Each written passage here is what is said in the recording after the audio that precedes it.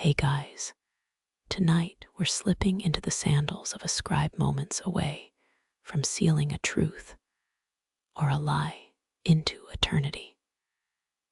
Picture this. Your fingertips graze parchment older than empires, moonlight carving knife-sharp angles across a desk, littered with the ghosts of burnt-down candles. And let's be real, if your handwriting's messy on a grocery list, you'd last 6 minutes in this job before getting fired into the Nile.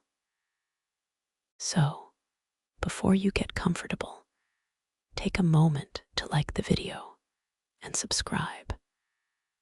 But only if you genuinely enjoy what I do here. Throw a comment down below with where you're watching from and your local time. I'm weirdly into knowing whether this hits at midnight in Mumbai or dawn in Denver. Now, dim the lights, maybe turn on a fan for that soft background hum, and let's ease into tonight's journey together. Vellum stretches beneath your palms, dry as tomb air, but alive with memory. Each fiber grinds against your skin like 1,000 whispered secrets. You know it took 300 sheepskins to make this single scroll shaved, soaked, stretched until flawless. That's right, your all-nighters canvas started as livestock. Swap wool for words. The reed pen hovers, a hesitant bird above the page. Moonlight floods through a high window, your only ally against the inkpot's betrayal. One spill here, and Cleopatra's tax records become abstract art. Your knuckles whiten. Across the Mediterranean, Roman senators snore in silk sheets, utterly unaware your shaky hand holds their empire's obituary. A bead of sweat rolls down your neck. It's not the heat braziers died hours ago, but the weight of verbs. Verbs outlive pyramids. You scratch a title, the account of flour and lies, then pause. Flour's tricky, too much detail, and the grain commissioner loses his head. Too little, and your own skull decorates the city gates. Dust motes drift through the light, silent judges. You've heard stories of scribes sneaking jokes into temple inventories. 10 jars of honey, 1 jar of regrets. No laughter echoes here, just the pen's scrape and your own shallow breath. 3 floors below, the Nile slaps against sandstone, a liquid metronome. Your lamp oil's running low. Funny how time bends in dark rooms. Has it been an hour or a decade? Your spine protests. Chairs won't exist for another 11 centuries. Perks of the job.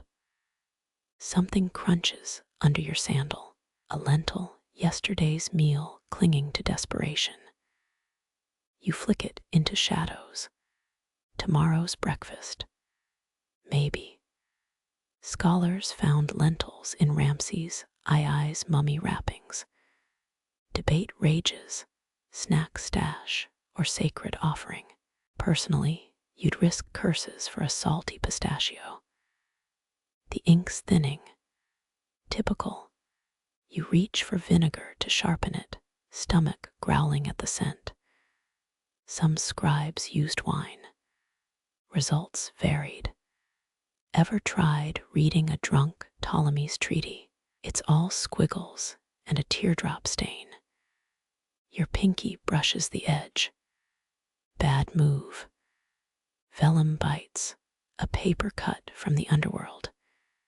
You suck the wound, copper tang mixing with oak gall. At least it's not crocodile dung. Yes, they wrote with that too. Mix it with honey. Pray for good harvest. Your cut thumps. Note to self, invent band-aids. A bat screeches outside. Your head snaps up, page almost ruined. Heart hammers like a galley drum. 8 lines left. The words blur. When did your eyes stop focusing? You blink. Scrolls from this era show strange gaps, entire paragraphs abandoned mid-sentence. Historians still argue whether that's political censorship or just someone passing out from hunger. Mouse claws skitter in the corner.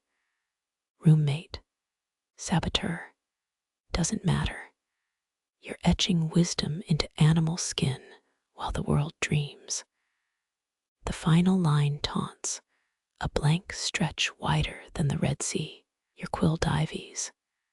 Ink blooms, done for now. Wax waits by the brazier, soft as betrayal. You press the seal lion insignia biting deep. Somewhere, a pharaoh's granddaughter yawns. Your name won't grace this document. Doesn't matter, words last. Flesh rots. 2,000 years from now, a curator in Paris will squint at your handwriting. They'll call it a masterpiece of bureaucratic script. You'd prefer they notice the tiny lotus you drew in the margin, your mark, but history's a frugal host. It only keeps what feeds its story. The scroll rasps as you roll it shut. Somewhere, a sheep bleats, ancestral ghost, or midnight mirage. Doesn't matter.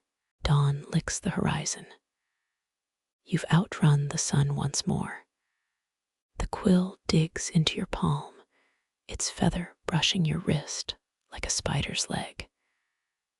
You dip it again, the iron gall ink clinging like tar. Fun fact, this nasty brew was medieval Europe's favorite. Oak galls, iron sulfate, and a splash of vinegar.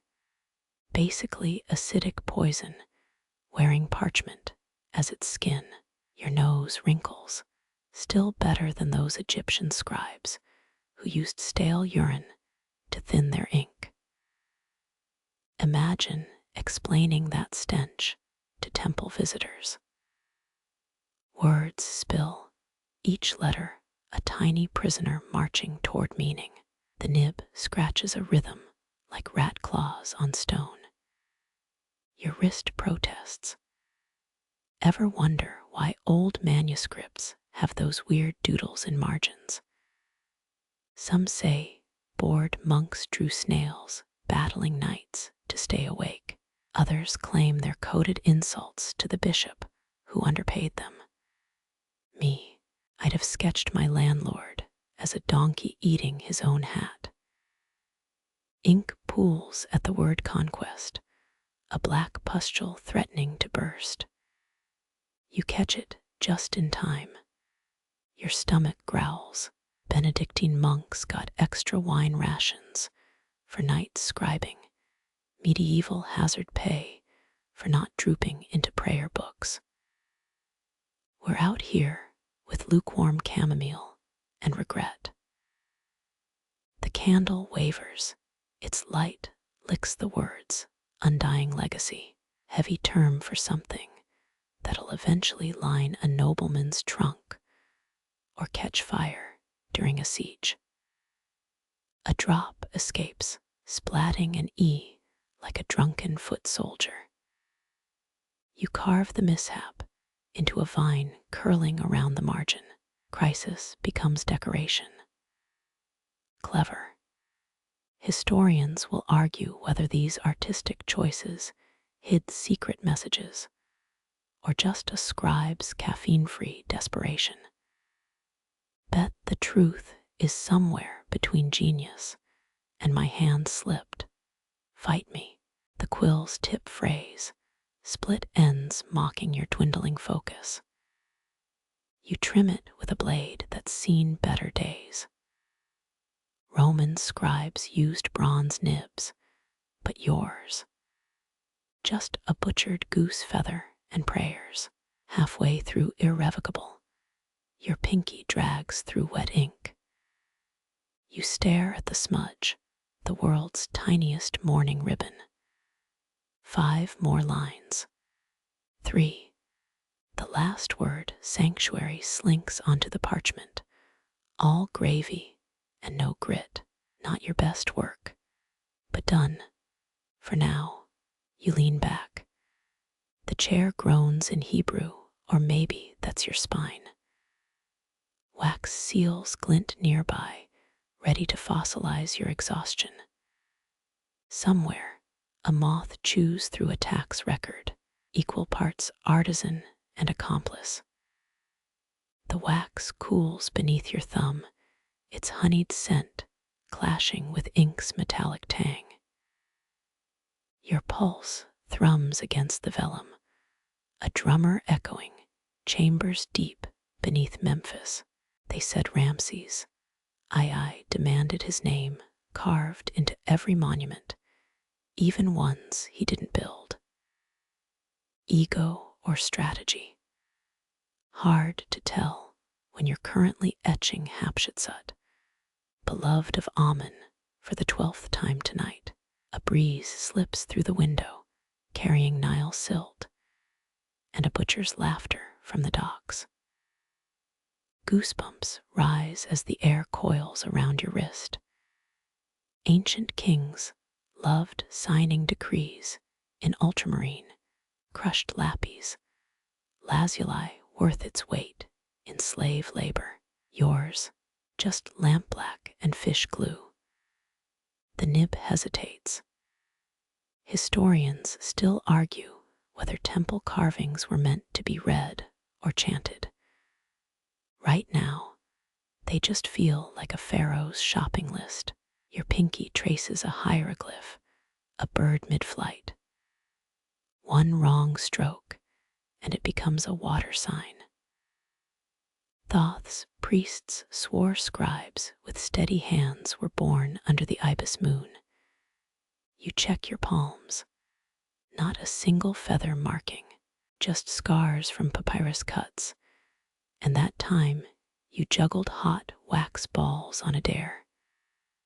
Regret smells like burnt fingertips. A bead of sweat plummets, landing on eternal with a splash. Panic. Blotting with smudge. Licking it. Desperate. You hover, then blow gently.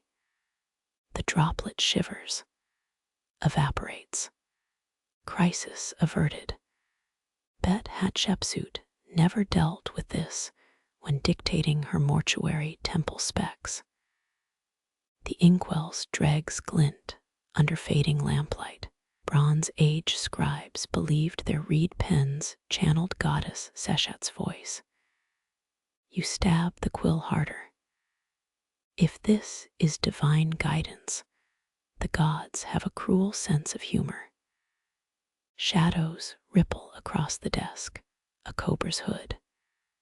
No, just your curtain fluttering. Pulse slows. Maybe.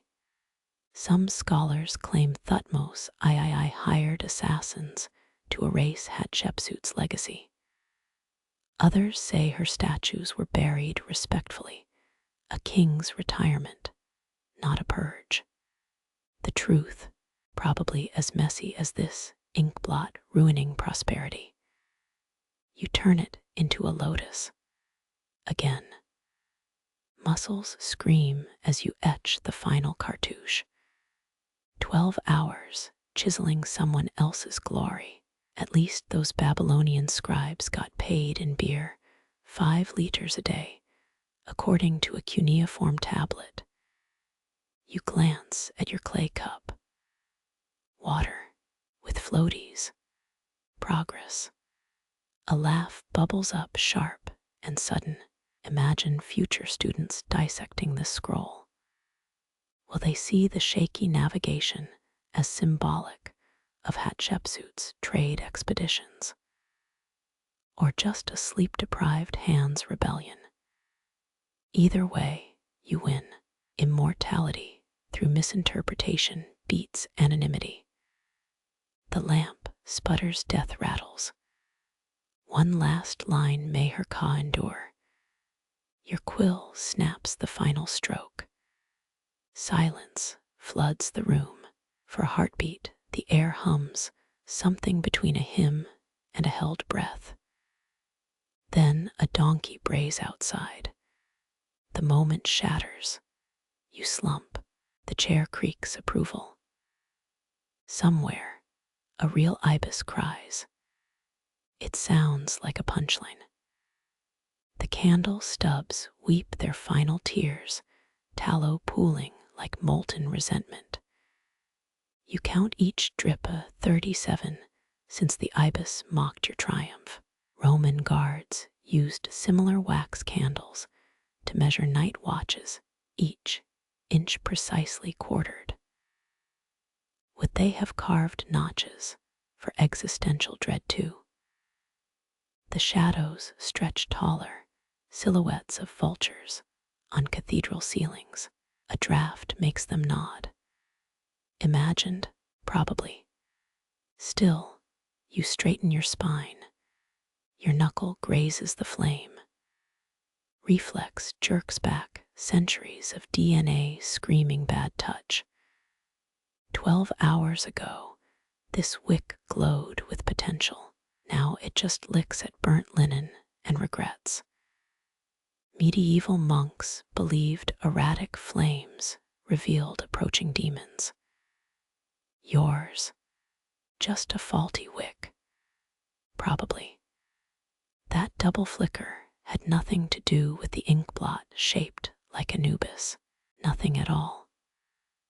A wax rivulet escapes the saucer, crawling toward Hatshepsut's cartouche. You stab it with your stylus. Crisis contained. Historians still argue whether night scribes hallucinated from lamp fumes or genius. Both. The air reeks of burning linseed oil and poor life choices. 3 scrolls finished. 16 more. Your stomach growls, a feral sound that startles even the shadows. The flame coughs ash. You squint. Is that an owl etched in soot? Blink. Gone. 3rd century Babylonians used lamp smoke to divine harvest fortunes. This would predict death by parchment cuts. A chill creeps up your calf. Fleeting. Then a cramp. Muscles knot vengeance for sitting like a folded hieratic script. Your reflection swims in the bronze ink mirror eyes, bloodshot, as Merneptah's battle diagrams. 6th dynasty. Scribes napped in 2-hour bursts between astronomical observations. You'd kill for a palm frond pillow right now. Instead, breath steadies. Fingers cramp around the reed pen. Beneath the desk, your toes tap an SOS against floor bricks. The rhythm matches Amenhotep's victory hymn or a drunk lyre player's last gig. Either way, the shadows frown. One creeps toward your unfinished column, avoid pretending to be productive. A moth kamikazes into the flame. Pop. Hiss. The scent of singed wings joins the olfactory circus. Persian messengers used moth ash to encrypt scrolls. You're just inhaling someone's failed metamorphosis. The remaining wax slumps, a miniature Vesuvius over Pompeii's inky ruins. Your stylus hovers. A drop of sweat hangs from your brow. 10 seconds. 15. It falls, lands on eternal prosperity. Again, you snort. 18th dynasty. Humor was drier than desert tombs. The droplet quivers, taunting. Blink. It's gone. The last flame gutters. Darkness eats the room in 3 chews. Your hand moves blind, a surrender to muscle memory. Final strokes feel heavier. Are you writing words or grave epitaphs? The answer curls in smoke. Morning licks the windowsill. A rooster crows. The candle's corpse leans, judgment rendered. You exhale. Shadows retreat. For now. The pale dawn light does nothing to tame the ink. It bleeds through your latest line, a defiant advance across conquered vellum. Egyptian scribes mixed soot and gum Arabic for this very darkness. You wonder if they cursed its hunger. Your thumbnail cracks, sacrificed to scrape a misplaced stroke. Blood beads, then mingles with the black tide. Medieval healers prescribed iron gall ink for anemia. You're getting a double dose. Fingers cramp around the reed pen, a python coiling your joints. You press on. Letters blur. The Nile delta of your sweat warps a G into something amphibious. Historians still argue whether palace scribes encoded grain reports with fermented goat milk inks. Right now, you'd encode this whole scroll into a dumpster fire. The inkpot gurgles, empty. You dip anyway, scraping resin from the brim. It's cheating. The 5th dynasty would have flogged you for less. But Ramses II's treaties needed 11 drafts. Maybe he cheated too. Your wrist jerks, leaving a hieroglyphic squiggle. Interpretive art. Future scholars will call it stylistic innovation. A drop escapes, colonizing untouched parchment. You smother it with your sleeve. Now both of you wear the night's work. Cleopatra supposedly bathed in ass's milk. You've marinated in lamp smoke. The difference? Hers was a choice. Muscles twitch, a rebellion traveling up your forearm. You switch hands. The left one betrays you immediately, splattering a vowel beyond recognition. Carthaginian envoys wrote peace terms with their non-dominant hands to prevent forgeries. Jokes on them, your mangled script couldn't be copied if the gods demanded it. The last dregs of ink shimmer, a lazy Nile under midday sun. You hover the pen, hesitate. One word stands between you and the seal. It's always one word. The ancient Greeks called it acrasia, acting against one's better judgment. You call it Tuesday. Outside, merchants hawking figs and regret. Inside, a gnat dives into your inkpot. Its final buzz sounds almost relieved. You fish it out with the pen tip. A tiny mummy for a tiny tomb. Your bladder screams. Ignored. The Library of Alexandria burned for 9 days. You can hold it. The reed splinters, last friend abandoning the cause. Teeth grind. So what if 9th dynasty scribes chewed willow bark for focus? You've got spite. The final stroke trembles into existence, a drunkard's pathway home. Done. Not good. Done. Wax awaits. But your hand won't unclench. It's fossilizing, a future archaeologist's puzzle. Incursed laborer, circa 2023 BC, found mid-sigh. Sunlight hits the vellum. Your words shrink, insects fleeing exposure.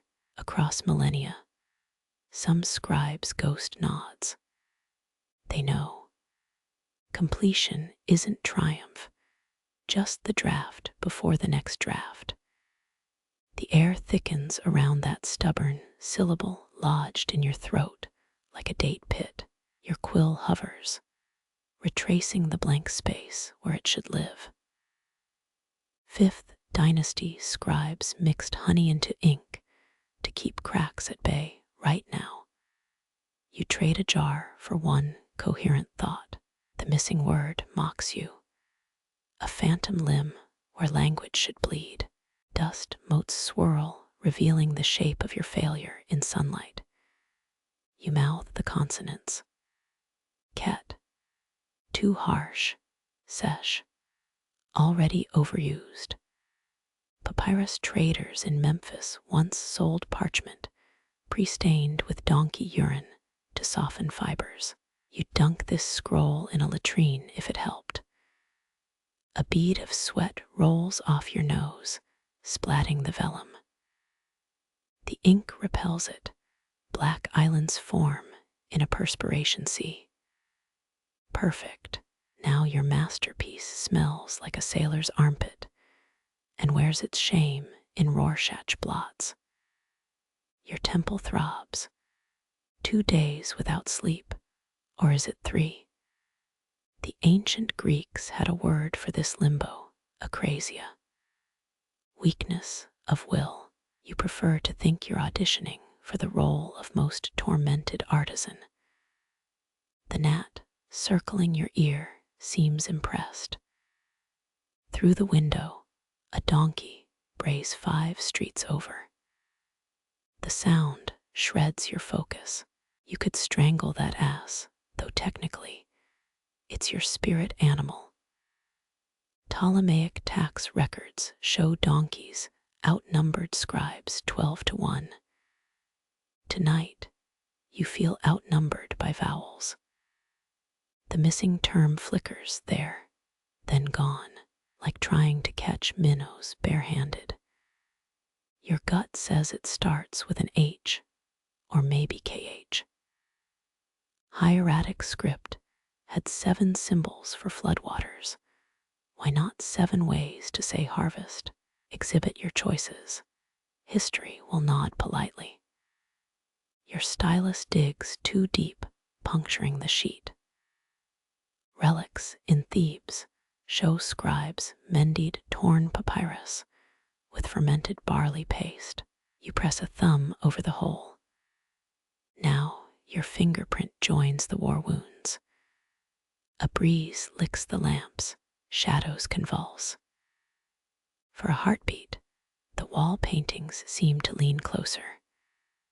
Those old viziers with their folded arms judging. Akhenaten's court poets rhymed sun disk with excrement when bored. You're tempted. The word's absence becomes physical, a pebble in your left sandal. Half of Ramses III's military scrolls used coded grain tallies disguised as love poems. Maybe you're writing the wrong genre. Swap battle cry for lullaby. The wax seal yawns unimpressed. Your knuckle cracks, a gunshot in the stillness. Across millennia, some Sumerian accountant likely made the same sound.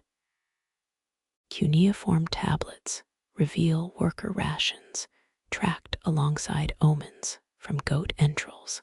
Priorities. The term flutters again, closer this time.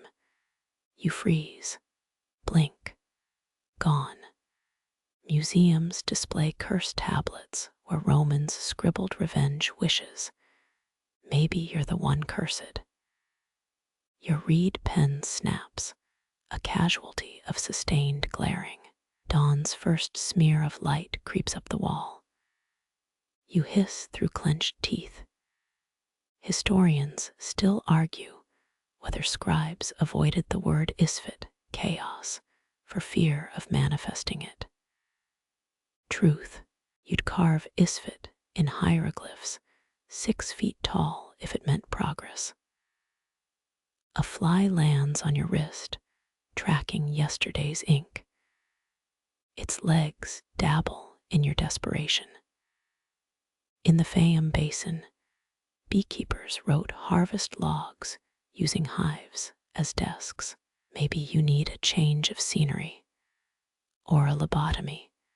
When it comes, it's anticlimactic. The word slots into place like a dropped coin finding its groove. Hoppy, harvest, but also the ripple of reeds. You etch it quickly before it escapes. The penmanship.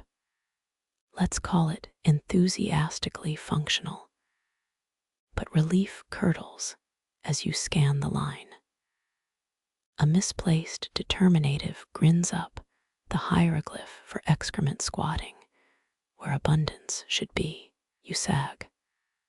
Constantinople's scribes invented the delete key 8 centuries too late. The gnat dies mid-dive, expiring on your last period. A tiny Stygian voyage companion. You bury it under an ink blot. No sense wasting good drama. Somewhere, a sandstone relief chips, marking this moment as comedy. Ash smears your sleeve, a gray comet tail from last night's lamp trimming. You flick a mote away, it drifts like his voice. Every stroke outlives the hand. The old man's rasp clings to your skull, dry as ink crusted in a well. Apprenticeship dragged 7 years. He made you carve your name in hieratic on a chickpea.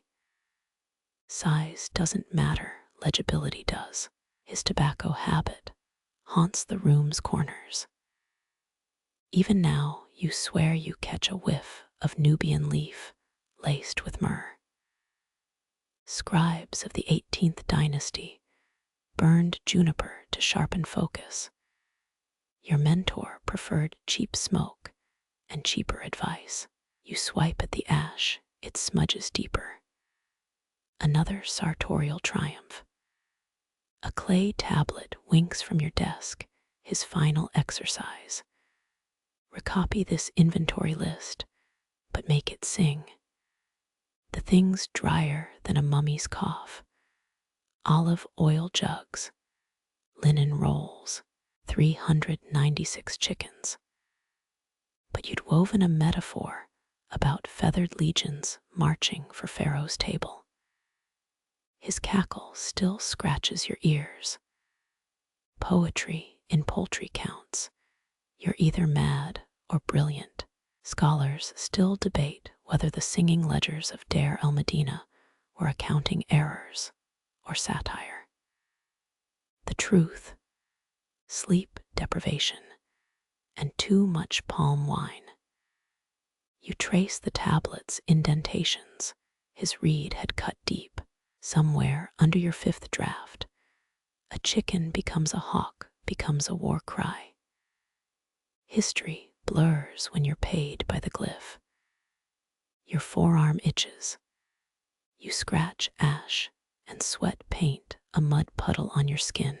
He'd have scolded you for wasting good pigment. Luxury is using ochre for rashes. He'd snipe while grinding malachite into eye powder for some temple girl. The man chiseled contradictions like hieroglyphs. A scar on your thumb throbs, legacy of his focus exercise.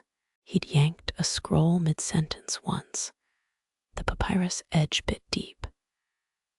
Now you'll remember, cling to words like they're your last draft of Nile water. You nurse the old wound.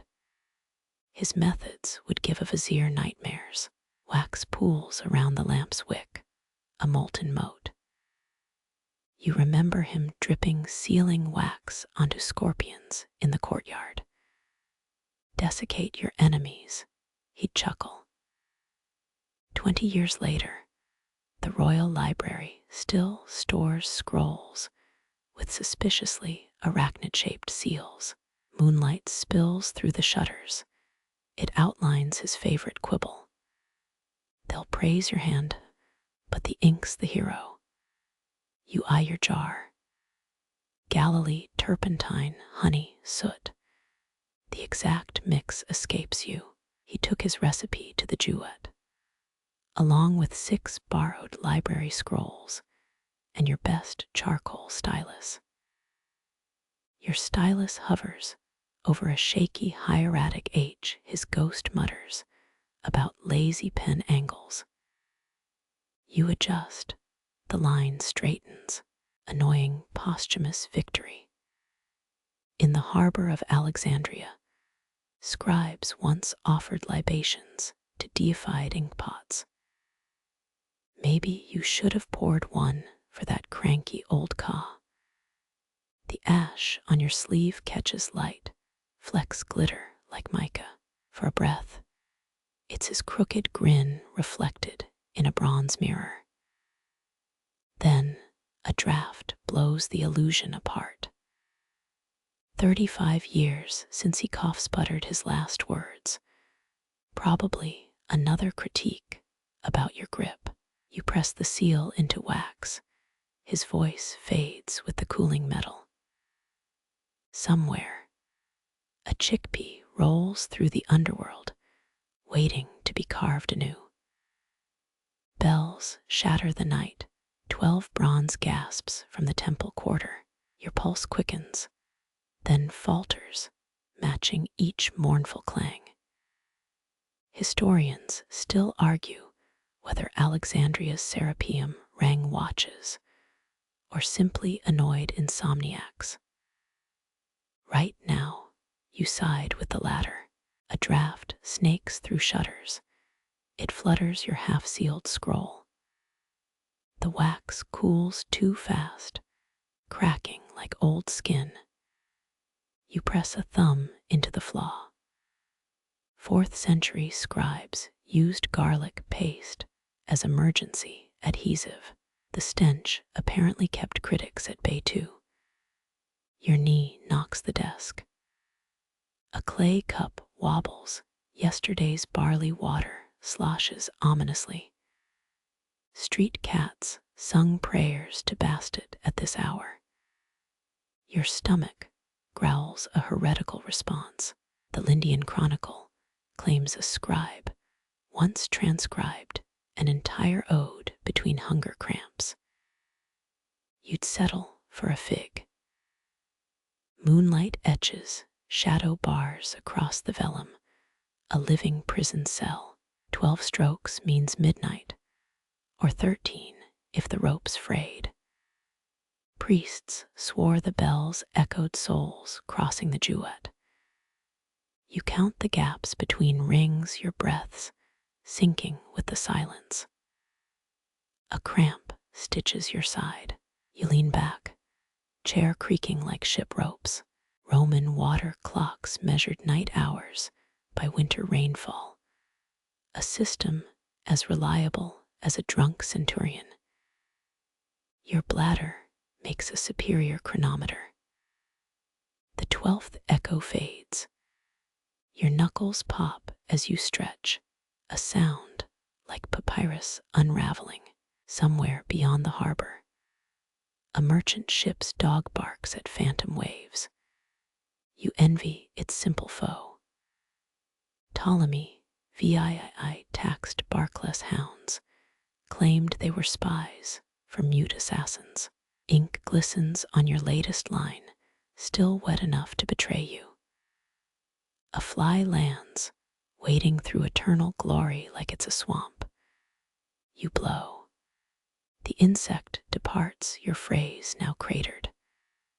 9th drafts the charm. Sweat trails down your neck. That cabbage poultice you tried yesterday clings to your nape, green and rancid. The Eber's papyrus swore it cured night humors. It's achieving something, just not wellness. Fatigue weights your lids. You dig a fingernail into the old scroll scar, pain's crude caffeine. The rind mathematical papyrus had 18 ways to divide loaves, none for splitting focus. Distant sandals slap stone, a baker's pre-dawn march, your stylus hovers. Memphisian scribes sneaked jokes into grain logs. That lentil uprising footnote got one flogged and promoted. You scratch out benevolent radiance, write sweaty persistence. Promotion can wait. Dawn's first blush licks the horizon. The bells stay silent, their duty done. Your pulse slows a forced calm. Vellum drinks the ink of your final glyph. Somewhere, a dog barks once more. You pretend it's applause. The vellum lies deceptively smooth until your thumb grazes its edge. A paper cut's sting blooms outrageous for something that outlasts empires. 4th century preparers soaked skins in lead paste for that milky sheen. You suspect arsenic would have been kinder. Blood swells, a perfect crimson bead. It trembles, then plummets. The drop lands on immortal. Iron tang mixes with oak gall ink, a forbidden cocktail. Medieval monks claimed blood-lettered manuscripts attracted demons. Right now, you're the tempter. You suck your thumb, metallic grit coats your tongue. A scroll from Oxyrhynchus mentions scribes using menstrual blood as ink stabilizer, probably an insult or a really bad recipe. Your wound weeps again. Efficient. The smear spreads, corrupting 3 lines of praise. You dab at it, turning greatness into a Rorschach blot. Historians still argue whether Augustus's archivists forged edits with pig's blood. Your improvisation feels equally noble. Your knuckle brushes the sheet's deckled edge. Such softness until it bites. Vellum makers trimmed skins with moon phase precision, waning crescents for contracts, waxing for poetry. You've likely insulted both tonight. A moth flutters past, its wings dusting your brow. You swat, smearing ink across your cheek. The Bibliotheca Alexandrina employed trained monkeys to shoe pests. Results included chewed scrolls and existential questions. The cut throbs in time with your pulse. You wrap it in linen strips, already staining through. 17 Egyptian curses mention scribe's blood on papyrus. All involve plagues of locusts. You side-eye the window. Moonlight glints off your crippled manuscript. That crimson immortal now resembles a wound. Clever allegory, if anyone survives to read it. Roman forgers used vinegar to mimic age stains. You've invented amateur hour. Breath hitches as you rewrite, each stroke avoiding the gore. Parchment costs more than your monthly wine ration. Splattering, it feels like vandalizing a tomb. Your stylus hovers. A drop of sweat joins the bloodstain. Salty dilution creates a mauve rhyton. Minoan frescoes used murex snails for purple dye. You've achieved garbage chic. The Lindian Chronicle would burn you at the stake. Wind sneaks through the shutters, your lantern gutters. Shadows leap across the page. That blood blot now resembles a screaming face. You flip the vellum, praying the reverse stays clean. Fingers cramp around the stylus. 3 Assyrian tablets describe scribes wearing copper thimbles. Yours chafes, a rusty ring of shame. The cut pulses its own vengeful heartbeat. You glance at the spoiled lines. Immortal is unsalvageable unless you cross out mortal later. A linear B tablet from Pylos shows edits made with honeyed wax. Your version uses hemoglobin. Dawn threatens the horizon, pale streaks dilute the inkpot's black. You press onward, avoiding the sticky patch. Vellum's fibers grip the stylus like quicksand. Every word's a surrender. The final glyph pools too thick, a microscopic monolith. You blow, gently, until it dulls. Tomorrow's scholars will debate this smear. Tonight, it's just your blood on the job. The quill halts, its scratch silenced at last. You freeze mid-exhale, as if stillness might reverse the damage. But quiet floods in a thief stealing your armor. 5th century monks brewed ink from soot, and wine dregs, their parchments still reek of desperation. Yours just smells like regret. Dust motes hover judges in a courtroom of sunbeams. You count their slow orbits, anything to avoid the page. An Egyptian tactician once rigged sand alarms with crushed beetle shells. Your held breath is less inventive, more pathetic. Your knuckles blanch around the stylus. Air rashes your throat, a traitorous cough claws upward.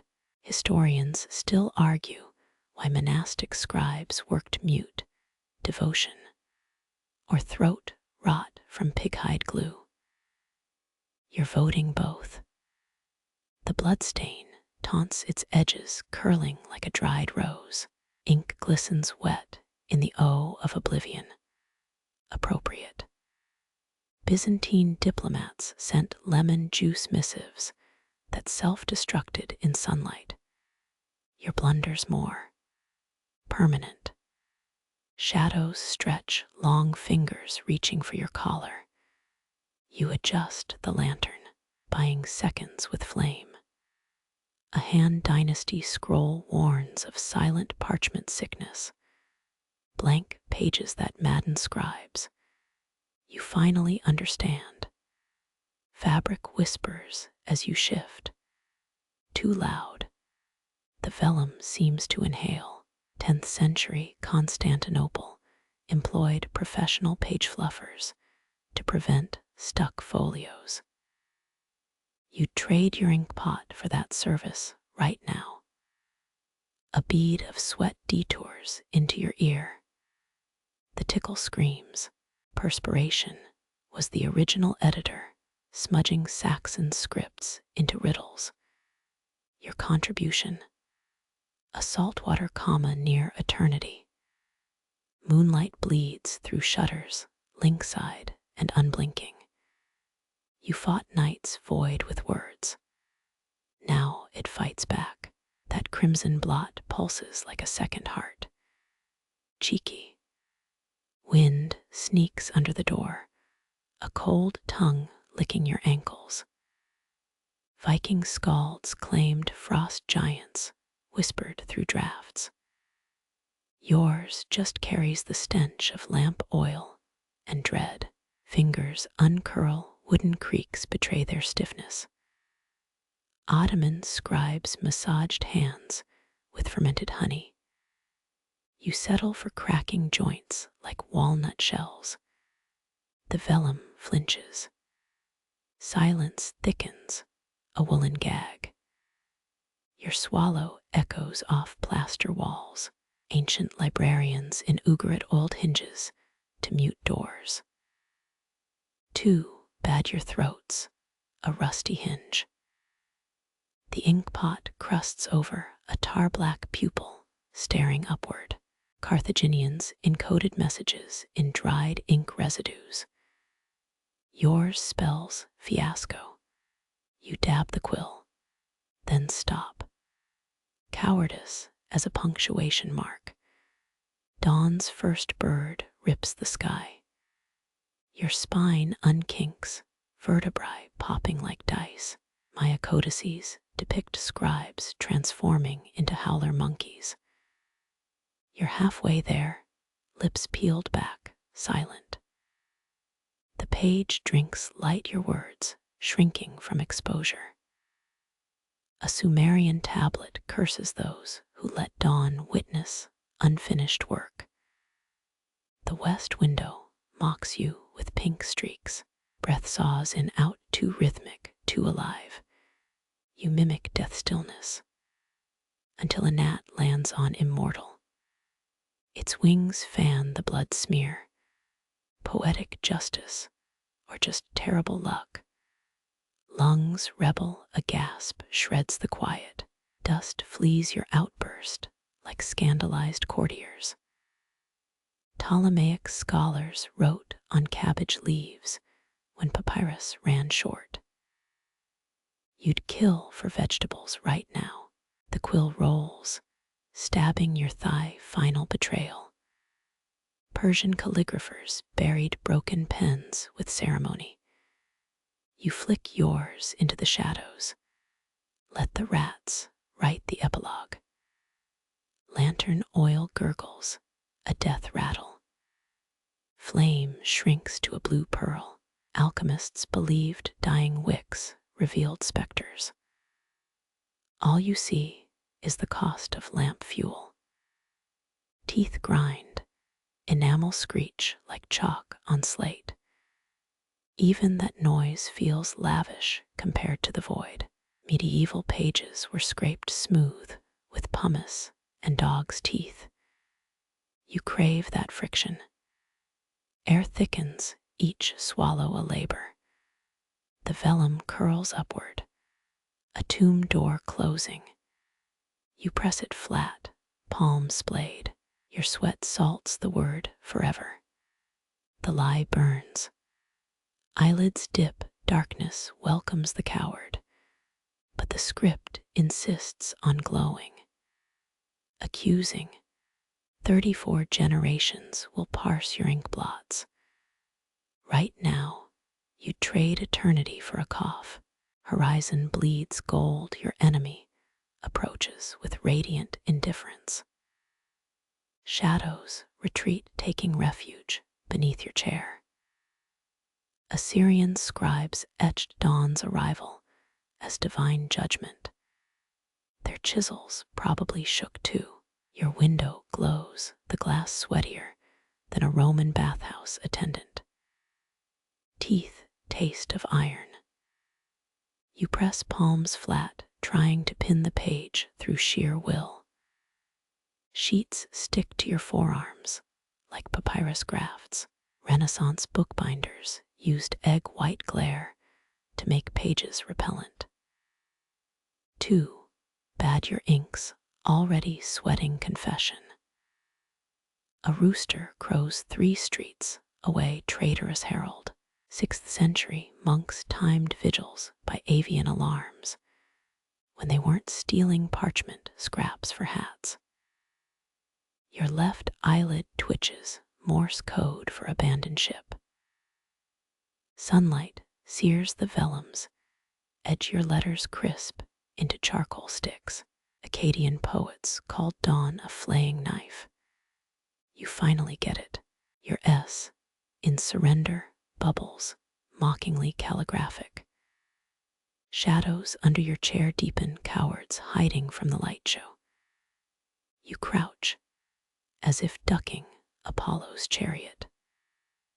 Egyptian temple scribes coded sunrise hymns backwards to delay Ra's arrival. Wish you'd plagiarized that trick. Fingers drum a frantic tarantella on scarred wood. Historians still argue whether medieval copyists worked nights from piety or deadline panic. Your bladder votes coalition government, lamp oils long dead. But your sweat glands donate a final glisten. The O in oblivion warps a melting monocle. 18th century forgers aged documents with tea stains. You've outdone them. Organic despair patina. Your nail digs a trench between paragraphs. Feeble Maginot line against dawn. A fly drowns in your ink residue. Its legs twitch semaphore. Persian illuminators gilded dead insects into manuscripts as memento mori. This one's just tragicomedy. You exhale hard enough to ripple the page. The Q in quiet lifts a corner, waving goodbye. Byzantine nuns pinned parchments with lead weights during night transcribing should stolen that, and their vow of silence. Sun hits the bloodstain, now a garish gem inked in a crown. Tudor clerks used vermilion for royal proclamations. Your accidental flourish outshines Henry VII's marital edits. Shadows beneath your chair stir, testing the light. Roman sundial makers added horribilis, demarcations, for unlucky hours. You're living their warning label. Knees crack as you stand a popcorn finale of eroded cartilage. The seal dangles over wax, one tremor from irrefutable finality. Frankish monks spat in their sealing mix for cohesion. You're fresh out of spite saliva. Dawn licks your nape, insistent as a creditor. Final line trembles, a hangman's rope swaying. You sign. The wax hardens, a crimson noose around your final glyph. Cleopatra's name lingers under your thumb, still warm. Polybius wrote that her Greek accent charmed cobras back into baskets. Your reed pen disagrees. Each stroke thickens, an overdressed syllable. Her titles pile up. Ruler of the two lands, Kemet's breath, Isis incarnate. Even the papyrus bends under their weight. You fixate on the third syllable patra, not patera, though historians still argue whether she preferred the Egyptian Kilupatara. Your nib splinters on the tea scholar's claim she drank pearls dissolved in vinegar to impress Mark Antony. Your cup holds only ink and regret. A bead of sweat rolls off your temple, blurring Philopater into a Nile delta. Armenian scribes secretly called her the serpent whisperer. Not inaccurate, her cartouche bore a snake glyph, doubling as a fertility symbol. Your shaky version resembles a drunk eel. The Vulgate scribes had it easier. Their Latin flattened her name into a mouthful, Cleopatra. You envy their linguistic cheat codes. Your wrist cramps midglyph.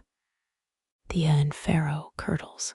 Macedonian rulers plastered their Greek names over Egyptian gods like cultural spackle.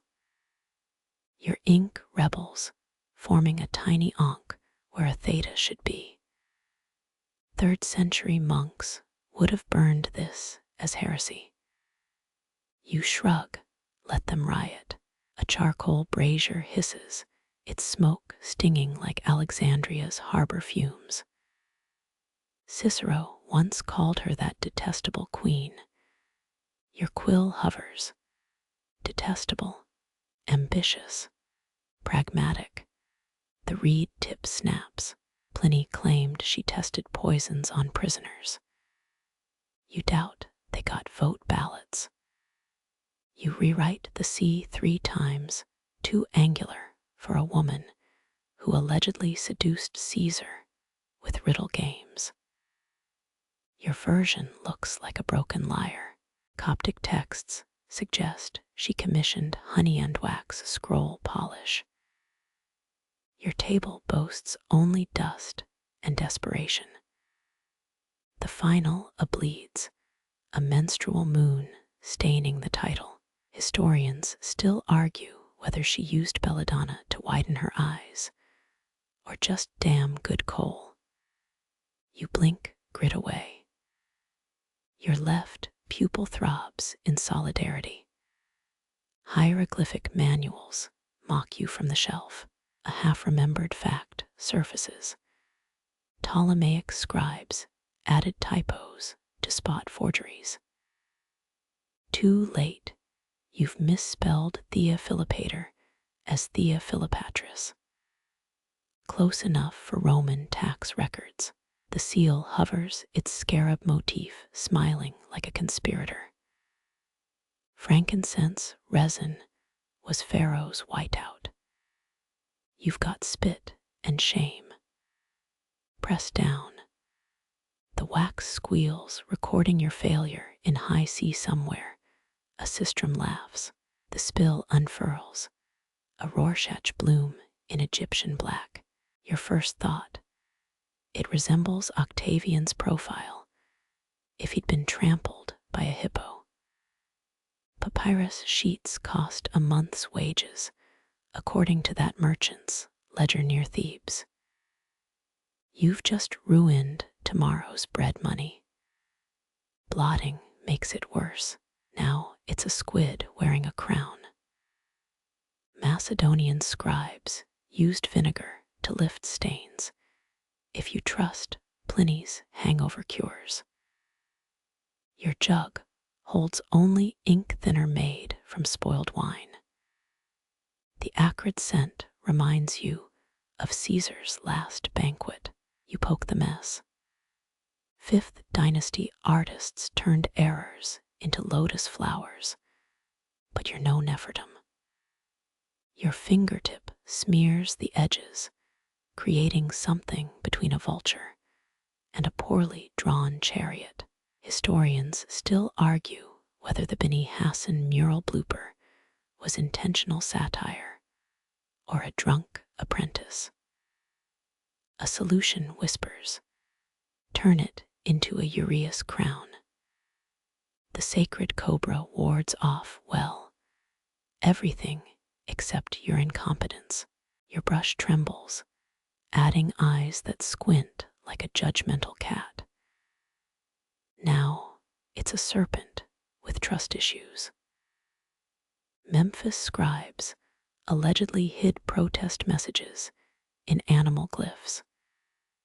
Your monstrosity could say Thoth hates you in hieratic. The left fang curves suspiciously like demotic script for mule. Coincidence? Future academics will write papers about this. Red ink taunts you from its shell. Mixing ochre and beetle juice made the perfect crimson. If you ignore the stench, your version looks like congealed blood. Antony would have approved. You dab a scaled belly onto the blot. Now it's Apep the chaos snake, or a very angry noodle. Someone in the Library of Alexandria definitely did this during tedious tax records. The difference? Their doodle survived millennia. Yours gets burnt at dawn. That one meticulous curl under the jaw Aristotle's problem scrolls described serpent hypnosis techniques. Your snake seems to suggest you try sleeping for once. The tail flicks into a faded alpha symbol. Pythagoras would have called it a sign. You call it bad luck. A drop of sweat plummets, giving your serpent a teardrop. Dramatic, Sahidic Coptic monks believed tears diluted ink's power.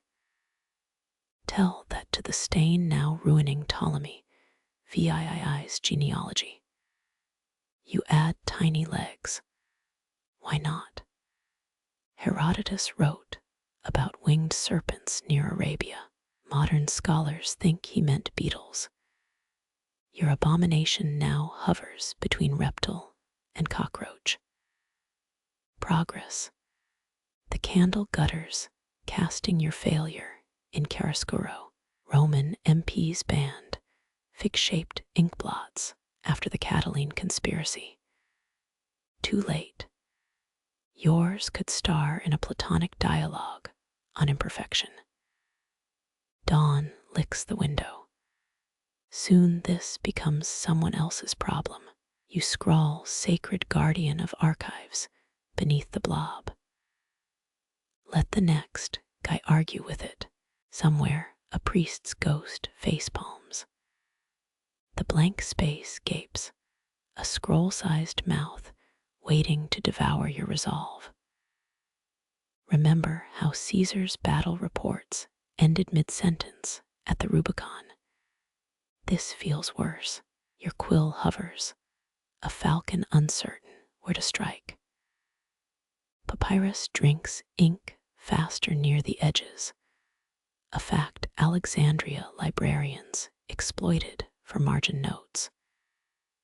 Your final line demands perfection, or at least something that won't get you flogged. The Rosetta Stone had 3 scripts to say taxes are due. You get 12 words and a nervous bladder. Someone, maybe Seneca, said brevity is the soul of wit. Your soul currently resembles a overcooked lentil.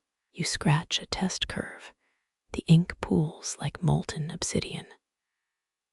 Carthaginian scribes used crushed volcanic glass for black pigment and probably better punchlines. A bead of sweat rolls off your nose.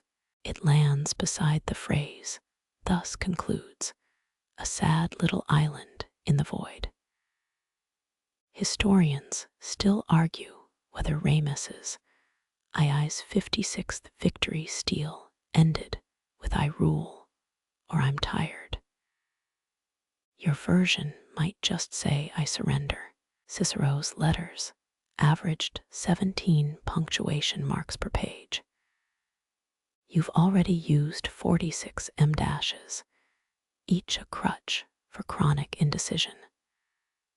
The empty stretch mocks you. It's wider than the Nile during inundation season.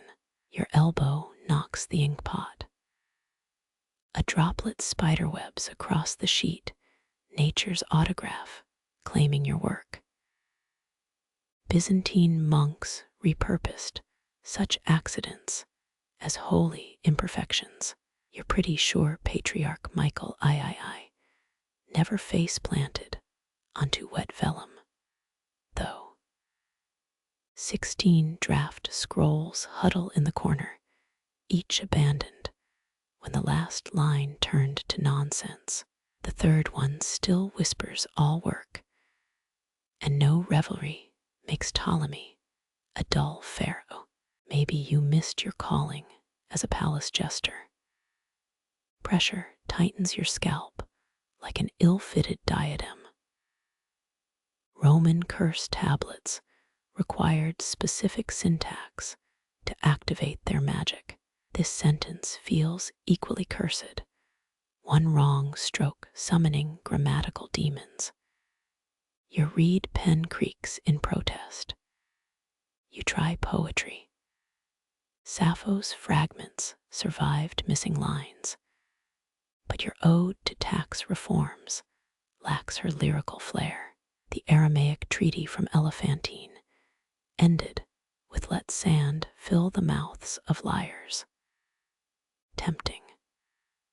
Dawn's first blade slices through the window grating. Shadows retreat like chastised scribes.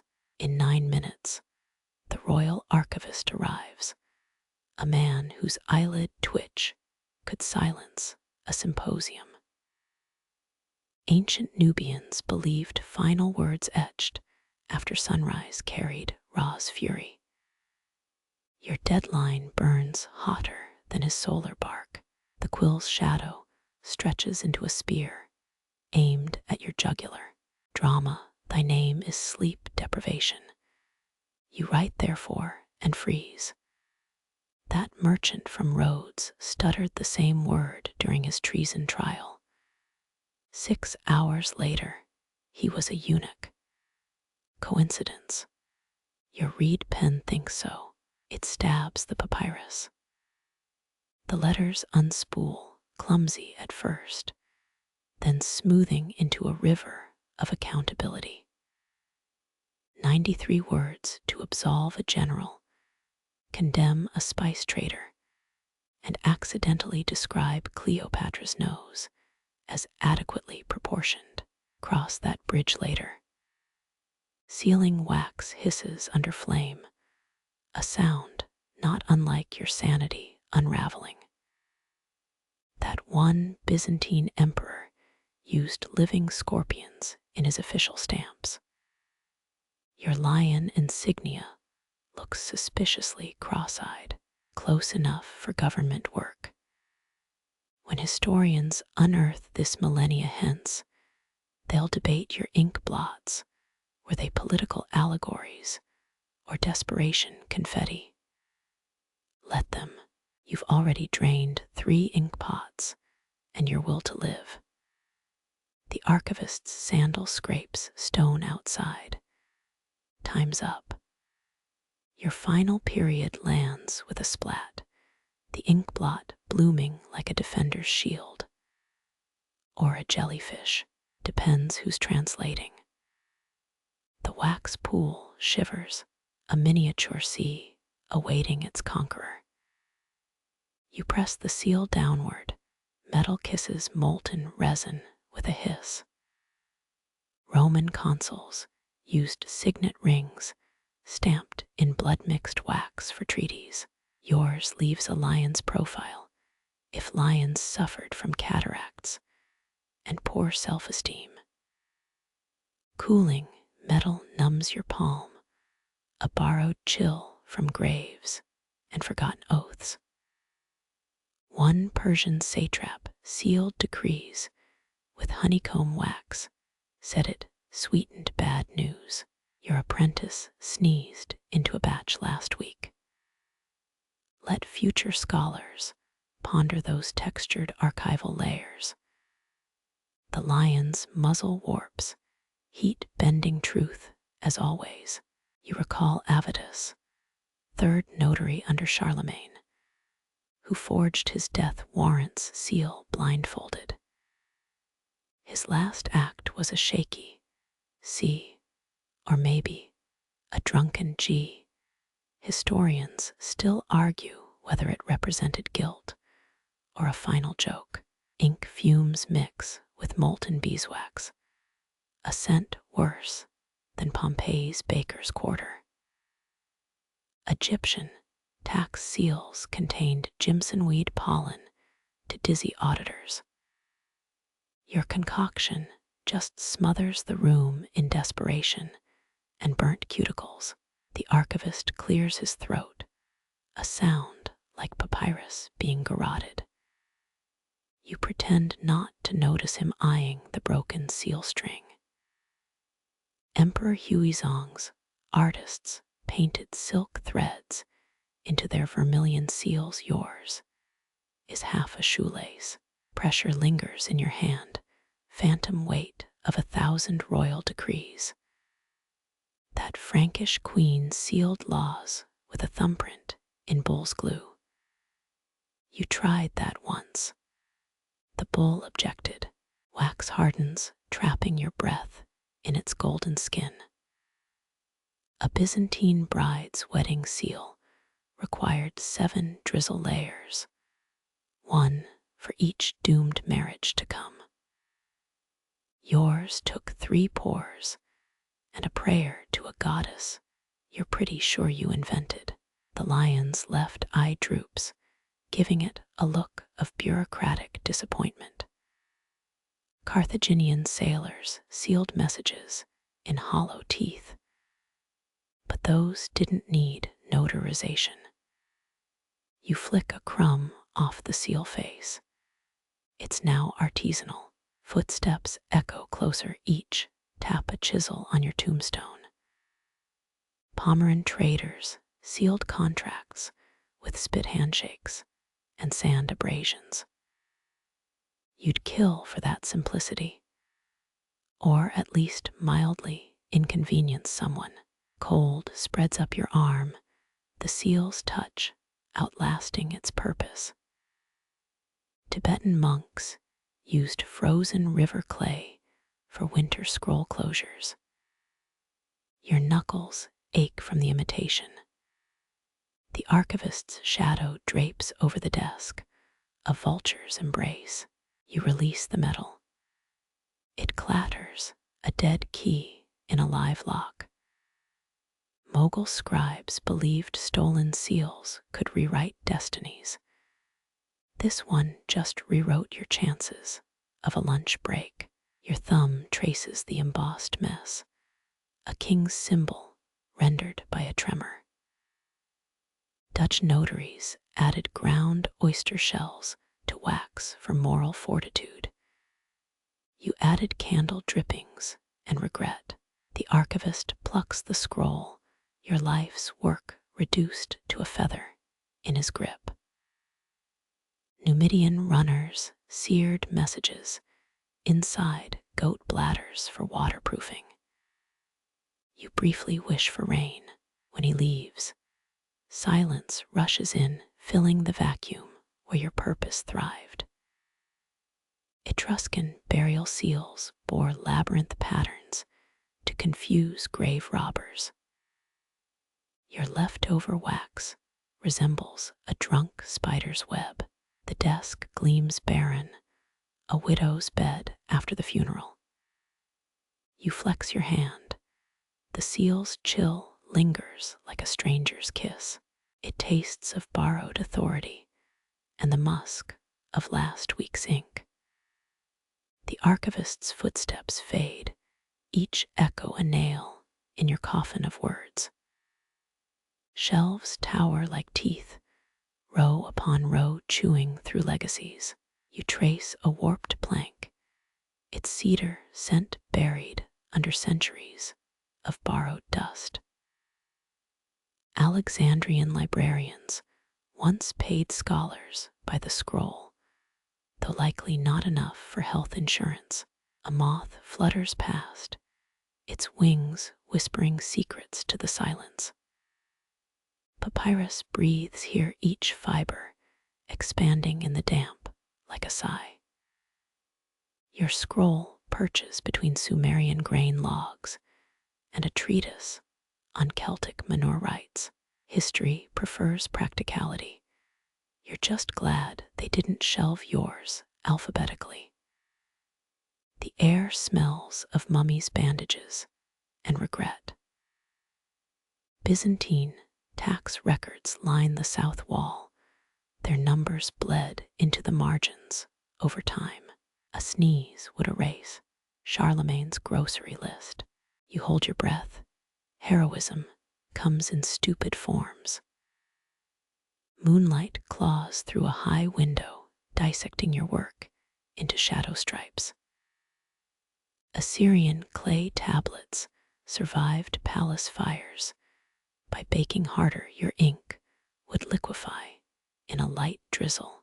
That time traveler's fantasy crumbles faster than unchecked verb tense. Your nail skims a codicil on Visigoth haircut laws. Ever notice how archivists shelve tragedies beside cookbooks? Pest control notes nestle against love poems, rot, and romance, sharing a spine. Maybe destruction tastes better with time. A draft stirs vellum sheets, a chorus of ghosts clearing their throats. Ottomans stored ship logs in watertight goatskin pouches. These shelves use mildew as mortar. You wipe condensation off a Carolingian decree. Double checking, If barbarian incursions meant uninvited in-laws, your knees protest. Marble floors predate ergonomic awareness.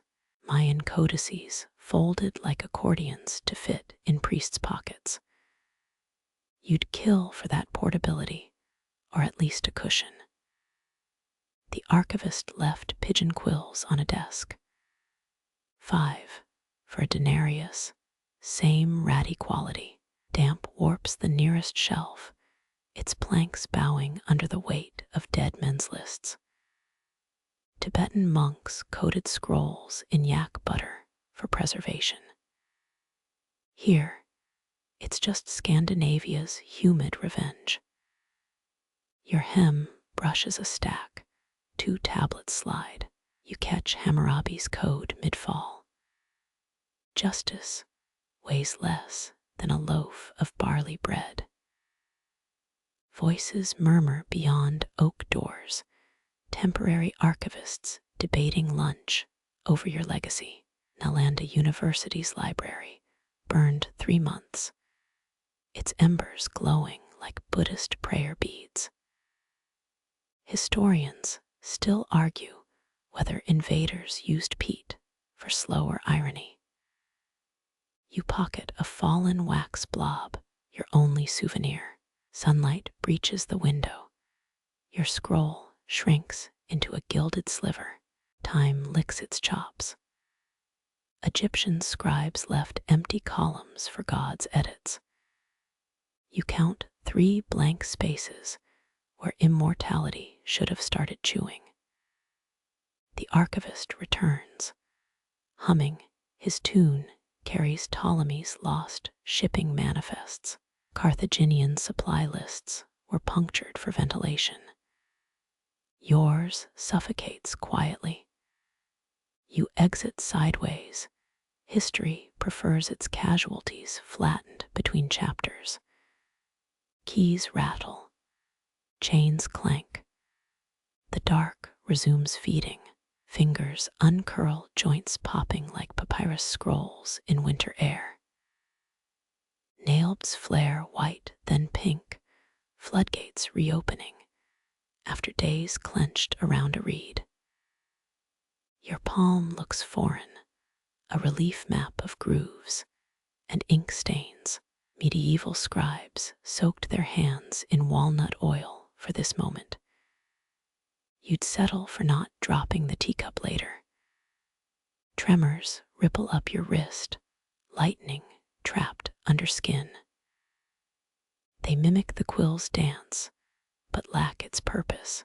A 14th century Persian manual recommended honey massages for possession by writing demons. Your demons just shift seats, muttering about overtime. Moonlight stripes your knuckles, faint as watermarks on vellum. You flex, tendons protest like overtuned lute strings. Ramesses, stonecutters, carved hand exercises on tomb walls. Their chisel grip lasted millennia. Your penhold crumbles before dawn. Parchment dust clings to sweated creases, your lifelines gilded with debris.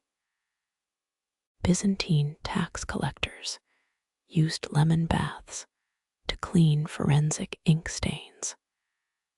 You sniff your palm, smells like defeat and oxidized iron.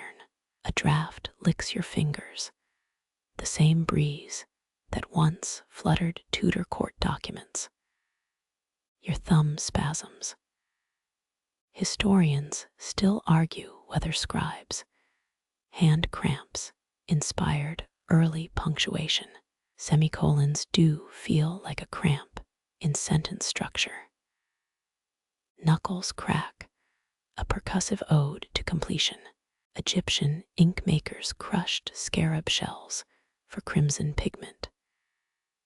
You've got enough under your nails to resurrect a beetle empire.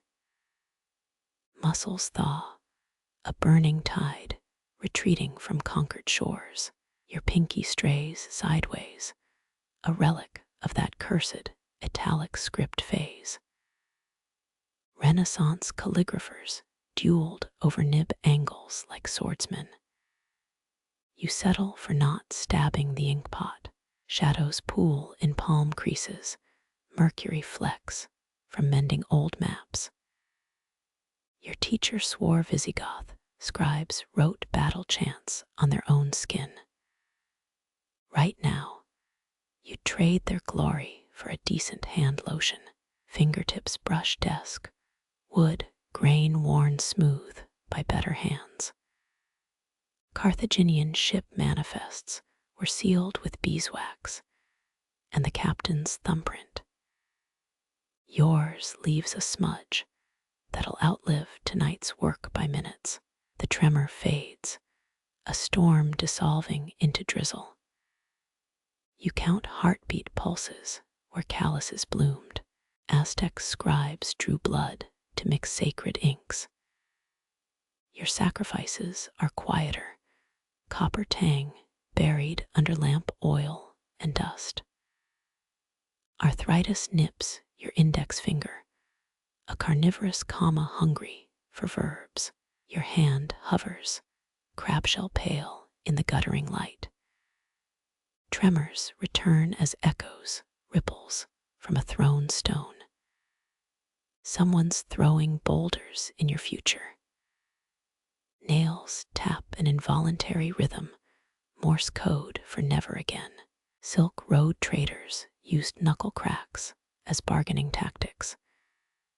You're just auditioning for a skeleton's jazz band. Wrist bones shift, geography lessons in real time. You've mapped every ache. Frankish scribes took vows of silence to preserve hand steadiness. Yours curses fluently in 3 dead languages. The final spasm hits, a bowstring snapping mid-volley. Your hand flattens, starfish stranded on a desk reef 36 hours ago. These fingers scaled criminal codes of Hammurabi. Now they're just meat waiting for rigor mortis. Silence settles into tendons.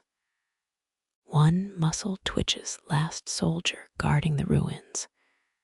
You watch it flutter, a moth trapped under skin. Tomorrow's handwriting will be hieroglyphs. Let the Rosetta Stone scholars figure it out.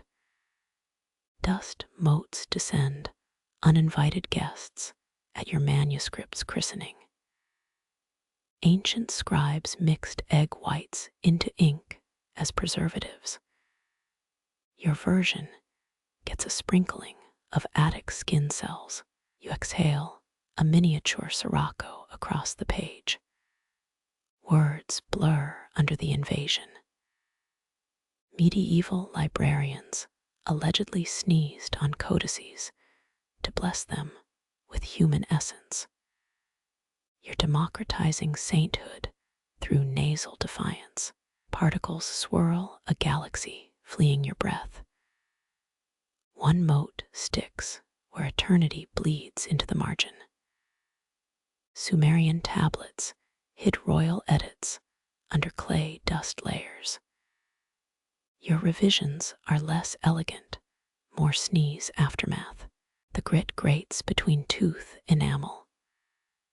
Byzantine archivists chewed licorice root to suppress coughs near documents. Your jaw clenches, bitter resentment and phantom anise. Moonlight catches the haze your breath made visible. 17th century bookbinders wove horsehair into covers to repel debris. Your pages court decay like desperate suitors. Another puff, lips pursed like a bellows. Scrolls from Alexandria survived fires, but crumbled under scholars' breath moisture. Preservation's a dice roll with loaded cosmic dice. Parchment drinks your failed attempts' dust, and ink fusing into new pigment.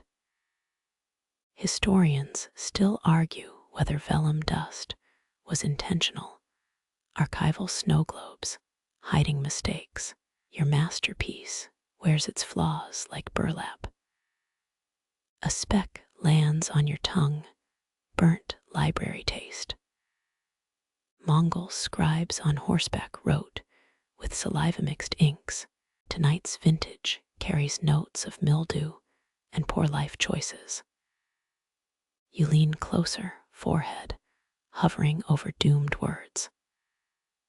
Egyptian, tomb painters left fingerprints in ochre as silent signatures. Your nasal print glows in the oil lamp's glare. The sheet crackles death rattle of your efforts. Renaissance bookworms bred in margins, digesting history into confetti. You've outwormed the worms. Silk threads in the paper snag your breath's remnants. Gutenberg's crew wiped typefaces with beer-soaked rags. Your conservation methods lean toward nihilism and dry heaves. Dust resettles, ashamed at being noticed. Frankish monks chanted over manuscripts to calm restless parchment spirits. Your cursing achieves the opposite effect. Fingertips brush the page grit, embedded like Satnam cave petroglyphs. 18th century love letters were sealed with sugar to attract protective ants. Sweetness expired 3 revisions ago. You surrender, the war ends in stalemate. Byzantine emperors stored archives in waterproof lead chests. Your chronicle will molder in oak and resignation. Night wind sweeps through the window, ally or accomplice. A moth's wing fragment lodges in immortality. Egyptian cartonnage masks used recycled papyrus and beetle wings. Circle of life, minus the dignity. Palm slaps the desktop, a thunderclap dispersing your failed army. Ink slingers during the 30 years war wrote bulletins mid-siege. Your battleground lacks gunpowder, but overflows with pettiness. The final speck glows stardust or dandruff. Your squint can't decide. Medieval alchemists claimed powdered mummy skulls improved ink viscosity. You settle for existential despair and a stiff neck. Breath stills. Dust wins. Words become terrain. Buried cities, awaiting incompetent archaeologists. At least the pharaohs got someone to dust their relics. Your knuckle grazes the cup's rim, a ceramic glacier, ringed by tide marks. 17th century monks brewed licorice root tea to combat scriptorium dry mouth. Your abandoned drink grows a skin thicker than papal vellum. Thirst crawls your throat, a beetle trapped in a reed. Egyptian scribes stationed beer jars beneath their writing boards for convenient sipping. You've got yesterday's well-water tasting of tarnished wishes. A swallow sticks halfway, your Adam's apple bobbling like a cork. Medieval physicians believed parched tongues attracted demonic whispers. The phlegmy rattle in your chest disagrees. You tilt the vessel, one amber droplet clings with suicidal resolve. Mongol messengers carried fermented mares, milk in saddle flasks for endurance. Your version has fewer probiotics and more despair. Lips chap against teeth as you grimace. Byzantine notaries sucked on lead-weighted cloth strips to simulate hydration. It's not the poisoning that shocks you, but the dedication. The cup mocks, its emptiness echoing louder than cathedral bells. Renaissance glass blurs engineered crystal goblets that sang when filled. Yours performs a requiem in flat silence. Fingers drum the desk, a drought dance for forgotten wellsprings. Aztec codices depict scribes chewing cactus pulp to wring out moisture. Your jaw aches at the thought. A moth dive bombs the cup, wings churning stale air into broth.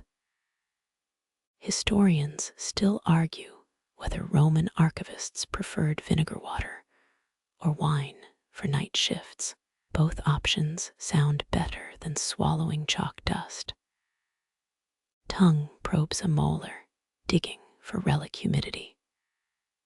Japanese courtiers placed moistened silk pouches on throats to preserve vocal elegance. You've perfected the art of croaking. Shadows pool at the vessel's base, liquid ghosts of better decisions. Tudor scribes took ale breaks mandated by guild contract. Your guild is a despot in a stained tunic. You lift the cup, intending to hurl it against the sunrise. Ottoman illuminators ground lapis lazuli into pigment using rosewater. The floral reek might improved this moment. Thirst shifts from nuisance to philosophical stance. The Nag Hammadi manuscripts survived in jars buried beneath Saharan dew. You flirt with a-n-a-l-age, iche, en yeru, ikratkoi survival strategies involving roof tiles and prayer. A crack splits the clay, hairline fracture, or ancient fault. Minoan scribes stored ink in octopus-shaped vessels to honor sea deities. Your craftsmanship leans more angry toddlers pinch pot, palms flatten against the desk, skin bonding to wood grain. Victorian clerks stuck stamps to windowsills using morning saliva.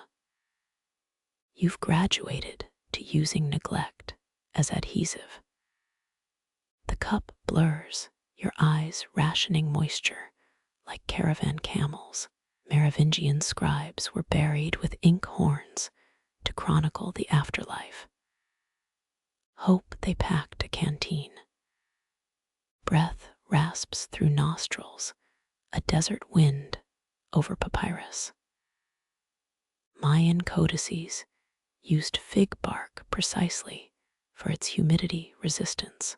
Too bad your manuscript doubles as a sponge. Last chance, a tilt so extreme the vessel threatens mutiny. Single drop plummets, misses your tongue, baptizes a comma. 18th century prisoners licked dungeon walls. You're elite now. Night expires softly, your stranded uvula, its final victim. Persian poets wrote of wine-dark lips and nectar-sweet throats. You star in a ballad of cracked enamel and spite. The wick sputters, a dying fish flopping in oil's shallows. Venetian lamplighters carried linen-wrapped spares during night rounds. Medici dukes burned candles of pure spermaceti wax. Yours coughs black smoke like a novice's first campfire. Flame shrinks to a blue pearl, clinging to charred hemp. Mesopotamian priests blended opium into temple candles to summon clearer divine visions. Your version just summons regrets about bedtime choices.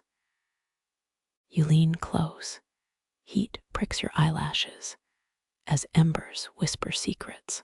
Historians still argue whether medieval scribes snuffed lights to save wax or spite their own penmanship.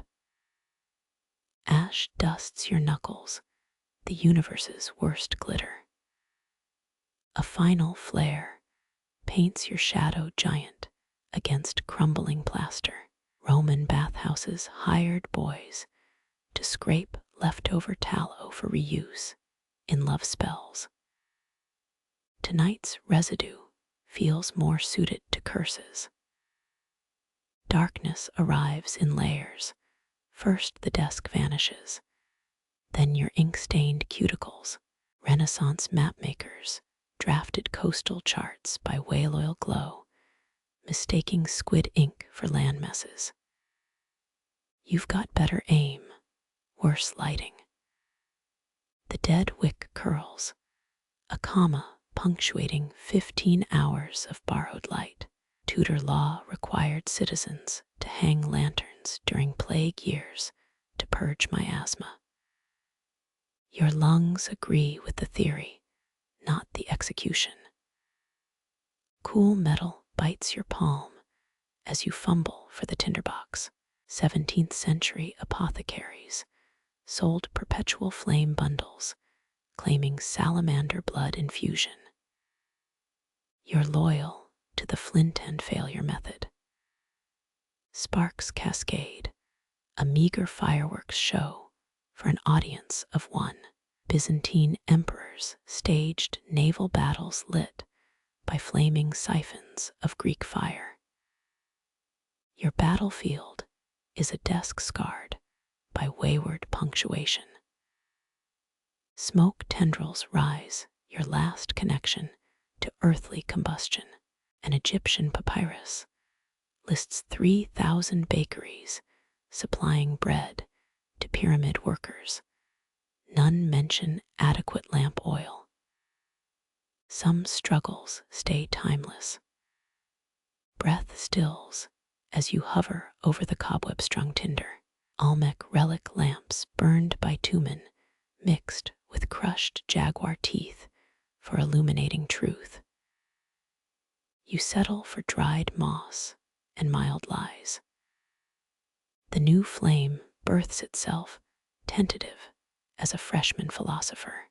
Colonial innkeepers recycled funeral candles for guest rooms, a fact nobody needed before breakfast.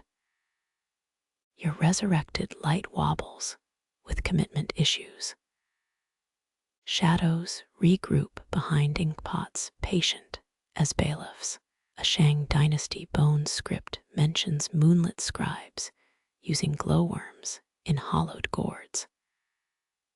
You've upgraded to Stockholm Syndrome with a wax cylinder. Fingers twitch toward the fresh flame, self-sabotage dressed as warmth. Victorian scientists proved 15 minutes of candlelight equaled 1 page of legible text. Your math says sleep deprivation squared. The chamber reshapes itself in tentative gold. Bookshelves emerge like shy forest creatures. Moche potters depicted owls carrying oil lamps in their talons as night guides. Your owls on sabbatical, possibly unionizing. Wax pools mirror black, your exhaustion floating upside down, and dynasty tombs hid candles inside bronze statues to foil grave robbers. Modern robbers just trip over your discarded drafts first. You blink, moisture redistributed from cornea commitments. Maya codices describe scribe gods drawing constellations with cigar smoke. Tonight you're strictly mortal with bonus eye grit.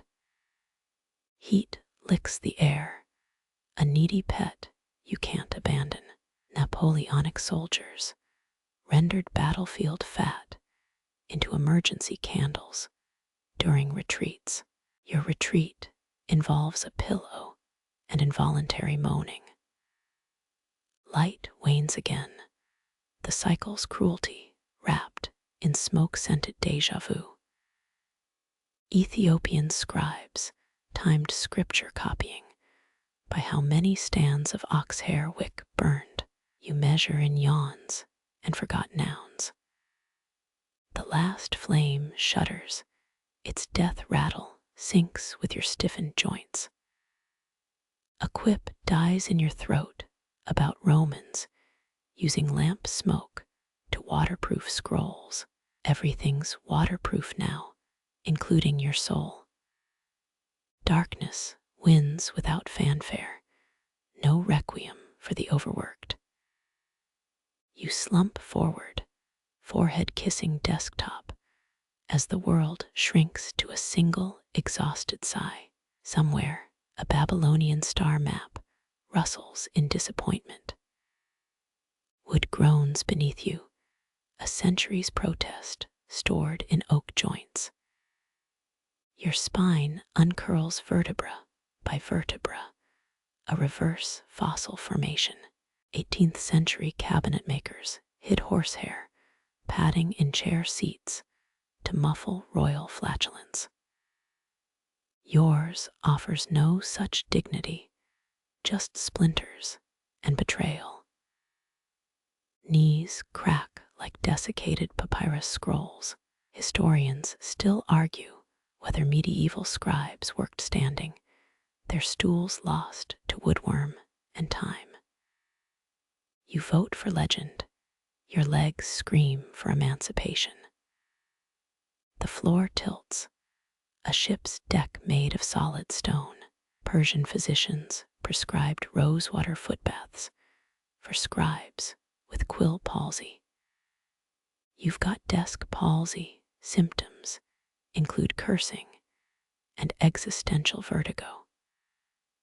One hand claws the desktop nails, meeting old ink scars. Victorian office reformers insisted on 7 air changes per hour to prevent clerical lethargy. Your air hasn't changed since the Crimean War. Toes touch ground, a tentative ceasefire with gravity. A Pompeii fresco shows a scribe's chair with lion paw feet. Yours has chewed carrot stubs from better days. You long for feline grandeur. Muscles twitch, fibers rebelling against vertical treason. Renaissance surgeons believed sitting too long bred black humors, requiring leeches. Modern science suggests they weren't entirely wrong, just bad at leech placement. You sway, a drunk steeple in a windless room. 18th century France patented the first rolling office chair 20 years before the guillotine. Priorities: productivity, then decapitation. Your balance agrees with the order. Blood prickles through numbed calves, needles stitching life into dead cloth. Tibetan scribes meditated in lotus position while transcribing sutras, a party trick you'll attempt never. The chair legs splay, wooden foals collapsing after their first gallop. A Babylonian contract lists a scribe's chair valued at 3 sheep and a jar of honey. Yours wouldn't fetch a roach carcass. Teeth clench as tendons stretch, hamstrings singing desert-dry hymns. Byzantine tax collectors used folding stools to emphasize their fleeting tolerance for your excuses. You empathize with Byzantine taxpayers. A stance emerges shakier than a Jacobean actor's death monologue. Tudor apprentices carved hidden insults into their master's chair legs, hexes against tyrants. You check for amateurish gouges. Find only dust. Arms float up, instinct-seeking phantom armrests. Edo period Japanese scribes practiced calligraphy while squatting to humble the mind. Your mind's humbled enough It's your bladder making demands now. One step, the floorboards creak, a Morse code lament. 17th century Dutch paintings, hid memento mori symbols in study room scenes, skulls camouflaged as inkwells. Your memento mori, that throbbing big toe. Another step, knees bargaining for retirement. Roman scribes rubbed their legs with bare grease before marathon scroll copying sessions. You've got crumbs from a pastry you don't remember eating. The window looms, a blurred rectangle of compromised priorities. Medieval monks developed writing cramps, so severe they dictated final confessions. Yours just crave a heating pad and bad decisions. Cold air slaps your face, a welcome assault. Victorian ergonomic manuals warned against sudden standing, causing moral degeneration through dizzy spells. You degenerate toward the chamber pot, priorities intact. Shadows peel away from your body, abandoning their post. A Chinese Ming desk manual recommends pacing direction. 7 steps north for poetry, 3 south for legal documents. You opt for west toward sanity. The door handle gleams, distant as a crusader's relic. Ottoman scribes anointed their workspace thresholds with saffron to repel jinn. Your threshold repels through sheer neglect and peeling varnish. You pause, the journey of 3 meters, now an odyssey. Renaissance philosophers debated whether chairs held memories of their sitters. Yours definitely remembers, it creaks like a betrayed lover. Muscles resign, a lexicon of twinges composing their manifesto. Aztec codexes depict scribes floating cross-legged above the earth, a posture you trade 3 fingers for. A breath, thick with ink, and the ghost of burnt wicks. 18th century wig powder made from flour clung to parchment, turning scribes into accidental bakers. You've got enough eyelid grit for a sourdough starter. Vision swims, the room tilting on its axis. Napoleonic field chairs had hidden compartments for brandy flasks. Yours hides a pen nib from the Taft administration, priorities, and decay. You reach fingers brushing the door's ironwork. Carolingian monks carved their initials into scriptorium doors upon completing a psalter. Your achievement feels smaller, a grope toward porcelain salvation. The handle turns, a sound like vertebrae popping into place. Minoan clay tablets list palace scribes exempt from vertical tax during recovery days. You exempt yourself from dignity, stumbling into the dark. Cold iron bites your palm, an anchor against the dark's undertow. Beyond lies the corridor, its stones worn smooth by centuries of barefoot servants. Roman thresholds honored Janus, two-faced god of transitions. Yours honors peeling paint and the stench of lamp oil. A draft snakes up your robe, clever as a pickpocket at the Colosseum. Medieval builders buried ox skulls beneath doorways to repel plague vapors. You trade your ink pot for a skull guard against tonight's chill. Historians still argue whether those bones were holy wards or just rubbish filler. Your vote, both. You hover, one heel lingering on varnish's edge. Mogul archivists painted dragon scales on their doorframes to scare away careless feet. Your frame has a suspicious chip, victim of a bad temper or worse poetry. The night air smells of cedar resin and dread. Edo scribes placed salt pouches under door sills to trap ink-greedy demons. You've trapped a moth carcass and 3 lost quills. Muscles lock, undecided as a vestal virgin at a tavern door. 18th century stagehands, oiled, haunted theater hinges to appease ghostly patrons. Your hinges sigh dry as a tax collector's ledger. Light bleeds from the chamber, your shadow stretched into a gaunt giant on the wall. Byzantine diplomats trained to pause mid-threshold during exits, prolonging drama and negotiators' remorse. You prolong nothing except this exquisite indecision. A floorboard cracks, high C sharp.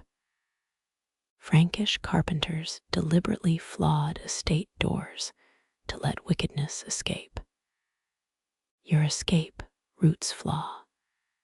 It's 12 paces past a full bladder. Moonlight greases the corridor's curve, a path for penitents or fools. Ancient Chinese gate towers held petitions to heaven in their lintels. You've got a half-finished grocery list and resentment for breakfast oats. Your toes curl, retreating from liberty's first chill. Renaissance magicians drew chalk sigils on study doors to bind inspiration inside. You'll need stronger magic, maybe a padlock and lifelong vows. Breath clouds, pale ghosts mocking your stationary lungs. Pre-Columbian Mixtec scribes smoked hallucinogens before crossing sacred boundaries. You've inhaled enough dust motes for visions, none helpful. The chamber exhales behind you, tugging at your hem like a needy ghost. Victorian spiritualists swore doors opened by themselves signaled etheric communion. Yours creaks, commune with this, atheists. Left foot lifts, betraying the right. Ottoman architects angled key palace thresholds to force visitors into awkward staggered steps. You stagger gratis, no imperial design needed. Silence thickens, a broth boiled too long. Aztec codex illustrators drew doorways as gaping jaguar mouths swallowing supplicants. This one's just swallowing your resolve, one gulp at a heartbeat. Eyes adjust, the dark unspools faint shapes like forgotten verbs. Dutch Golden Age painters hid self-portraits in doorframe reflections. You spot a smudge that might be sleep deprivation or artistic genius. The distant clink of a guard's flask ricochets off stones. Persian messengers chewed hemp leaves before entering royal gates to blunt bad news. You'd prefer bourbon, right footlands, an explorer claiming barren moon soil. Charlemagne's scribes kissed the palace threshold each morning for humility's blessing. You settle for not face-planting. Cold air nips your throat, sobering as a lawsuit. Tudor servants polished exits with rosemary oil to mask the stench of ambition. Your exit smells of mice and poor life choices. You turn just once to see the desk. Incan quipucamiocs burned their doorway ropes after finishing complex knot records. Your records stay inky hostages in a paper cell. Legs move now autonomous as runaway carriage horses. Medieval troubadours sang of thresholds guarded by lovesick wraiths. Yours has a suspicious wet spot and zero romance. The corridor swallows you, digesting another fool into history's gut. The room hums, a low note plucked from silence's gut. Your abandoned quill lies skewed, still dripping lies onto blotting sand. Sumerian scribes used river reeds for pens, their stylus tips blunt as poetic justice. Yours splintered halfway through a love poem to procrastination. Dust motes swirl, a lazy ballet triggered by your exit. Legends claim Byzantine parchment snatchers could steal words through paper vibrations. No thieves here, just ink seeping into oblivion's embrace. An unseen draft riffles pages the vellum, equivalent of clearing its throat. Medieval copyists swore unfinished manuscripts sighed at midnight. Yours wheezes, a consumptive heir to your half-baked legacy. Moonlight puddles around your stool, still warm from 12 hours of fidgeting. 17th century Dutch manuals advised placing inkhorns in moonlight to cool authorial hubris. Your hubris simmers, untouched by any celestial mercy. Echoes linger where your knees pressed the desk, phantom imprints of devotion. Archaeologists once found a scribe's kneecap grooves in Pompeii ash. Historians still argue whether they mark piety or a poorly timed bathroom break. Your ink-blot serpent stretches, morphing into a fork-tongued judge. Aztec scribes drew speech scrolls curling from noble mouths, symbols of divine truth. Yours coils into a question mark, divinely uncertain. Linen wraps cling to drying scrolls, swaddling clothes for stillborn ideas. Tudor archivists soaked bindings in rose vinegar to deter silverfish. The vinegar's gone rancid, much like your goodwill toward morning. Wax from the seal puddles, thick tears congealing in surrender. Ottomans mixed crushed lapis into sealing wax for imperial decrees. Yours sports a lint fragment and existential doubt. A spider descends, claiming your cobweb of abandoned drafts. Persian poets left verse fragments in rafters for weavers of fate. This one prefers takeout, ensnaring a moth carcass mid-plunge. Shadows creep across your desk, hour marks without clock's tyranny. Egyptian scribes tracked time via moving sunlight on water clocks. Yours drowns in elongated gloom, an eternal, almost midnight. The stool's right leg wobbles, nagging reminder you never fixed it. Edo craftsmen embedded rice paper in joints to mute furniture protests. Your protests remain loud, ungraceful as a drunk shamisen player. Last candles smoke curls, a farewell sigil in stale air. Gothic monks interpreted such shapes as angelic messages. You see a shaky rendition of your sleep schedule.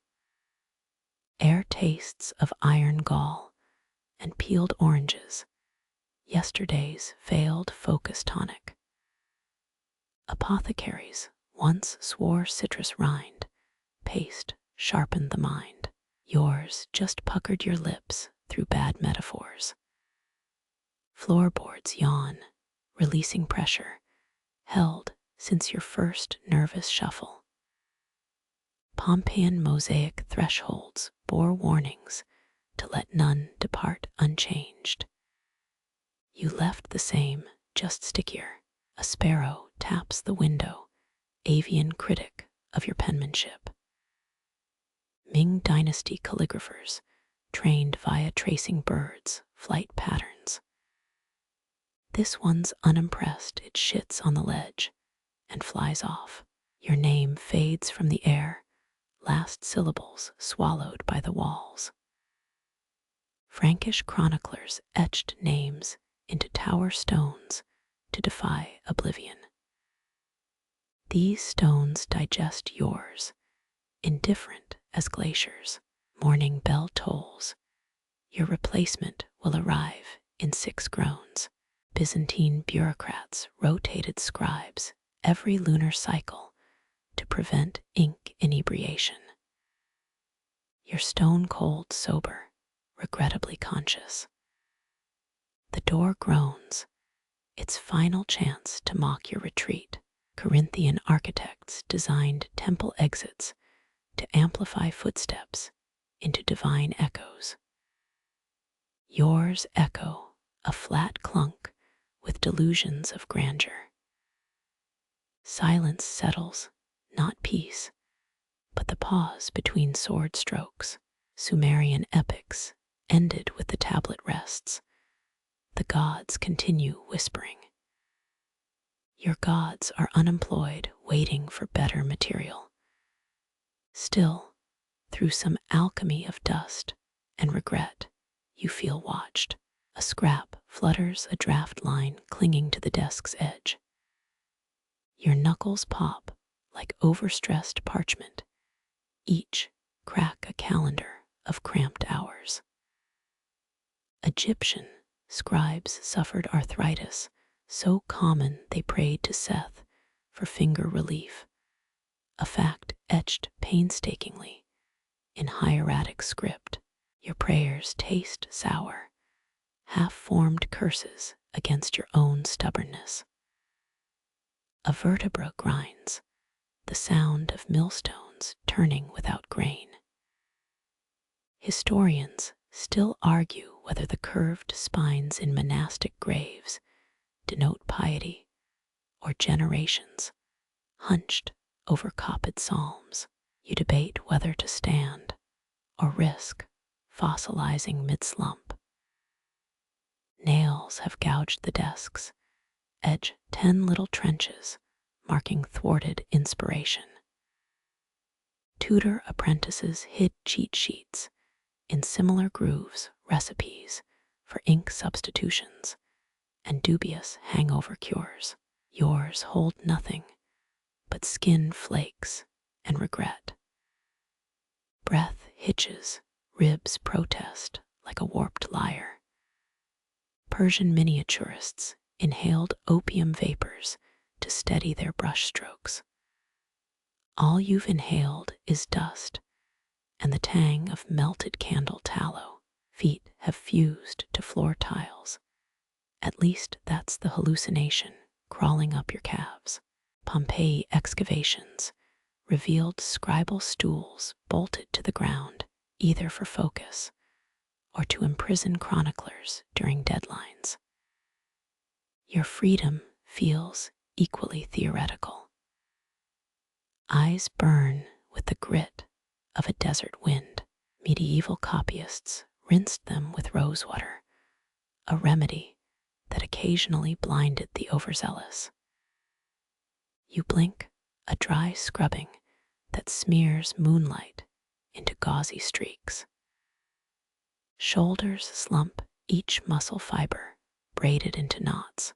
Tokugawa scribe's practiced shoulder stands between scrolls to let the blood chase the brush. Your blood seems content to stagnate, rebel cells plotting a coup. Wrists throb, a metronome synced to your pulse. 18th century penmanship manuals warned against the devil's tremor, corrupting elegant letters. The devil's busy to night, his mischief etched in your every jagged serif. A hip joint creaks, a rusty hinge resisting motion.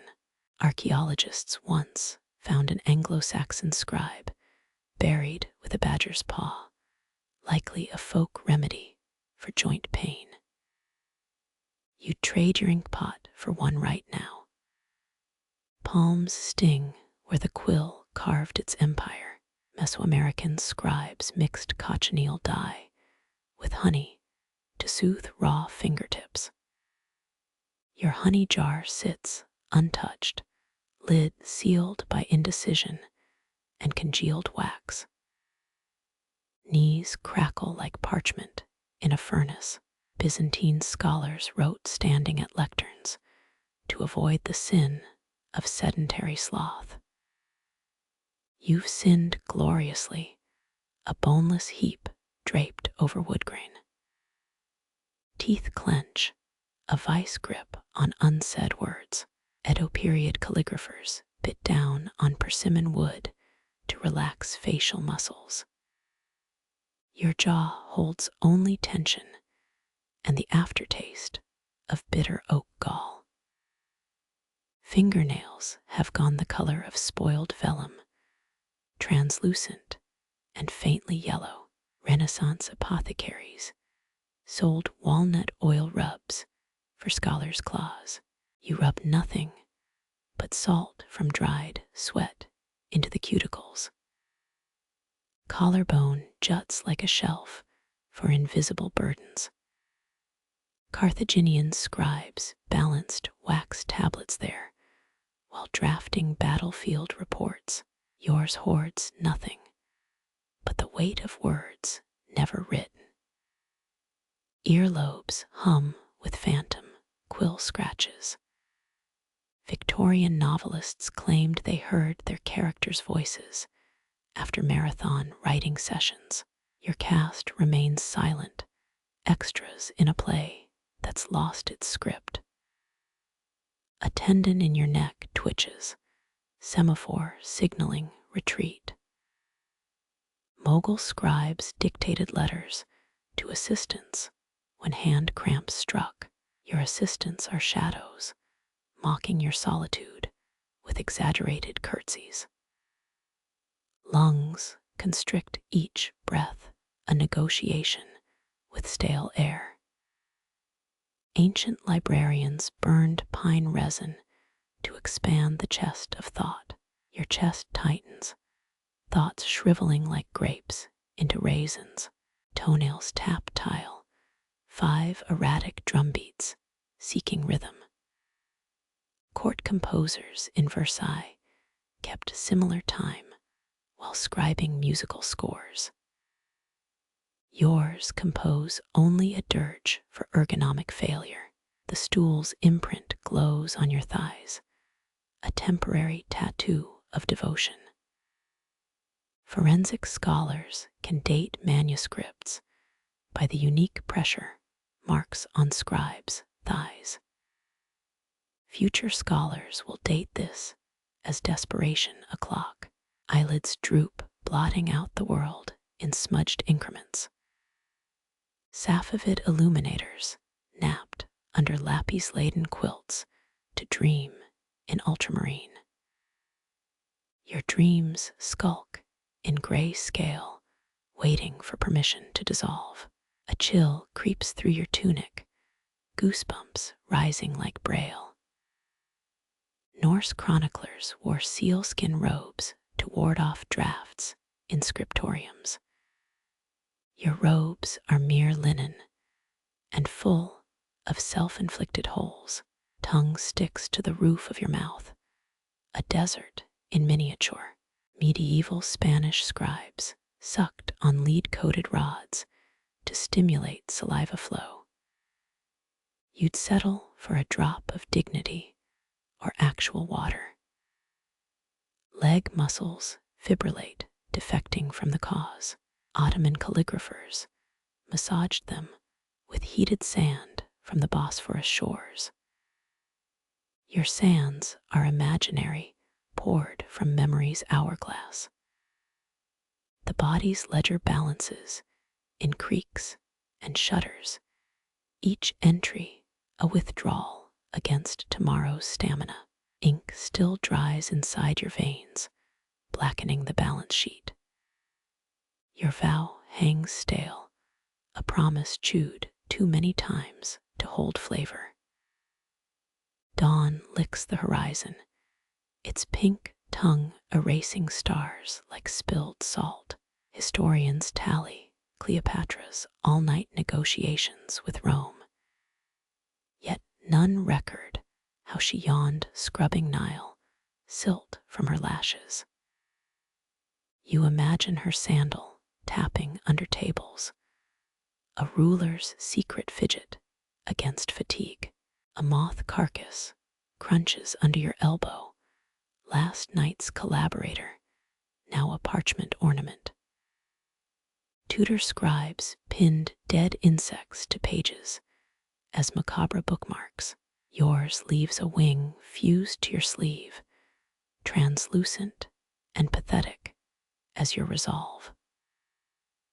Breath fogs the window pane, a temporary canvas for half-formed regrets. You trace a hieroglyph for rest. It bleeds into rivulets mocking your discipline. Ramses' laborers etched similar symbols between quarry shifts, their chisels dancing while overseers napped. Candle stubs huddle like cowardly soldiers, their wicks drowned in mutiny. Mongol messengers ate tallow for stamina during cross-country rides. You'd vomit at the thought, though your stomach's been empty since. When the inkwell mirrors the rising sun, a miniature dawn taunting your progress. Scholars still argue whether Gutenberg's Bible pages were proofed by moonlight or amphetamine-laced ale. You lack both just bile and the dregs of last week's tea.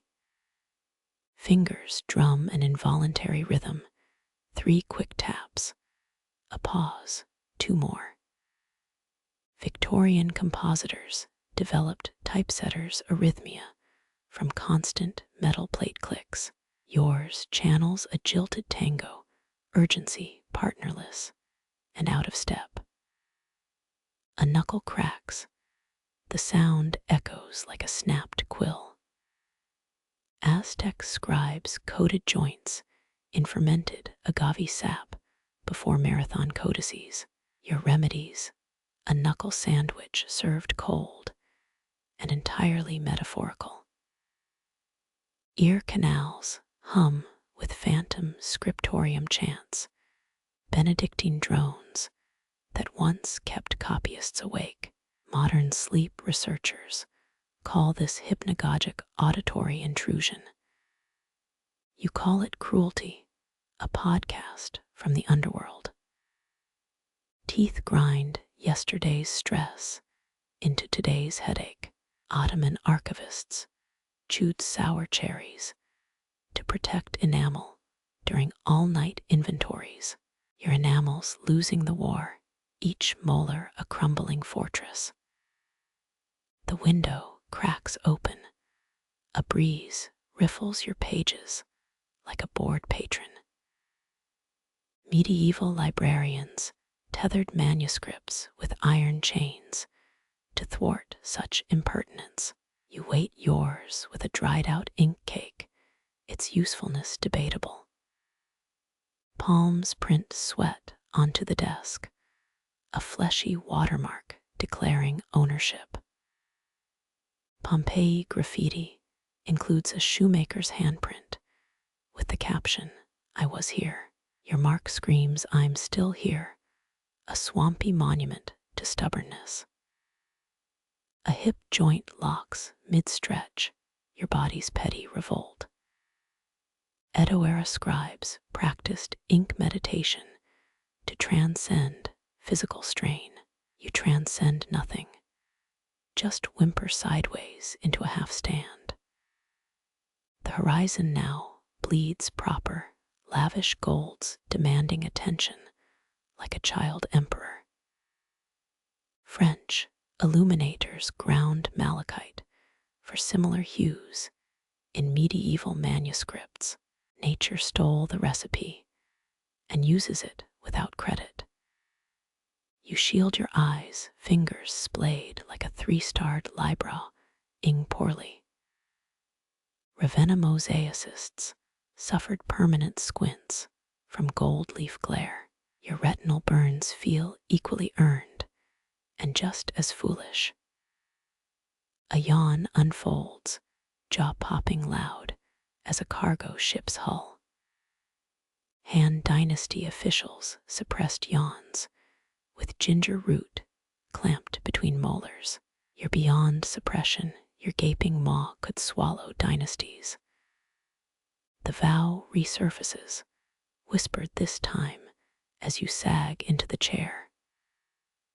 After this line, you bargain, just a moment's pause. Sumerian tablets show similar marginalia, scribes negotiating with cuneiform gods for naps. Dawn advances. Its rays poke your neck like an impatient patron. Historians still argue whether the Voynich manuscript's botanical illustrations depict real plants or sleep-deprived hallucinations. Your wall cracks now bloom into plausible lilies. The quill wobbles upright, a drunkard leaning on the inkwell. You grip it anyway. Persian poets compared night's end to a lover's reluctant farewell.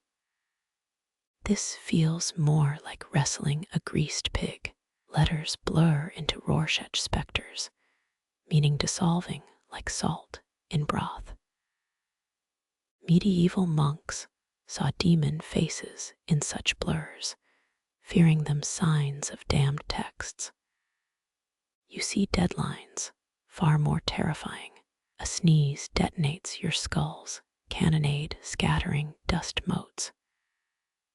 Renaissance bookbinders wore cloves around their necks to stifle sneezes near vellum. Your cloves are mythical, like common sense. The final wax seal glistens, a tiny amber tomb for your efforts. Archaeologists debate whether Roman resignation letters bore deeper seal imprints than love missives. Yours leaves a crater, a meteorite strike of finality. Dawn wins, its full glare reduces your ink to watery gray. You rise on legs softer than scribe's butter. The chair creaks relief as you stumble toward bed. Sleep's already composing tomorrow's to-do list in iambic pentameter. A moth batters the lamp. Its wings whisper against glass like a librarian's disapproving shush. You tally each futile collision. 17 strikes before it spirals to your desk. In Alexandrian libraries, scribes soaked papyrus in cedar oil to repel such intruders. Your defenses amount to a half-hearted wave, more performance than pest control. The insect rights itself, antennae quivering, as if offended by your indifference. Victorians believed moths carried messages from the deceased, their flutters spelling out Morse code from the afterlife. This one seems to transmit pure spite. A tiny telegram reading ruin his night. You flick the shade, sending the moth into a kamikaze loop around the room. Historians still argue whether medieval bookworms referred to insects or literal worms devouring manuscripts. Tonight, the answer feels academic. Both kinds gnaw at your sanity. It lands on your last clean parchment, legs tracing the edge like a conqueror surveying borders. Mayan scribes drew moths in codices as symbols of decay, their larvae feasting on sacred bark paper. Your visitor leaves twin dust smudges, a vandal's signature in wing powder. The lamp dims, filament, protesting this prolonged abuse. You twist the knob, murmuring an Ottoman curse against rude houseguests. 16th century illuminators trained songbirds to eat paper-munching bugs. A feathered pest control now lost to time. Your options are fewer: carnage or capitulation. You cup the moth, its body vibrating like a heartbeat wrapped in silk. For a breath, you consider mercy, cracking the window to Caucasus mountains cold.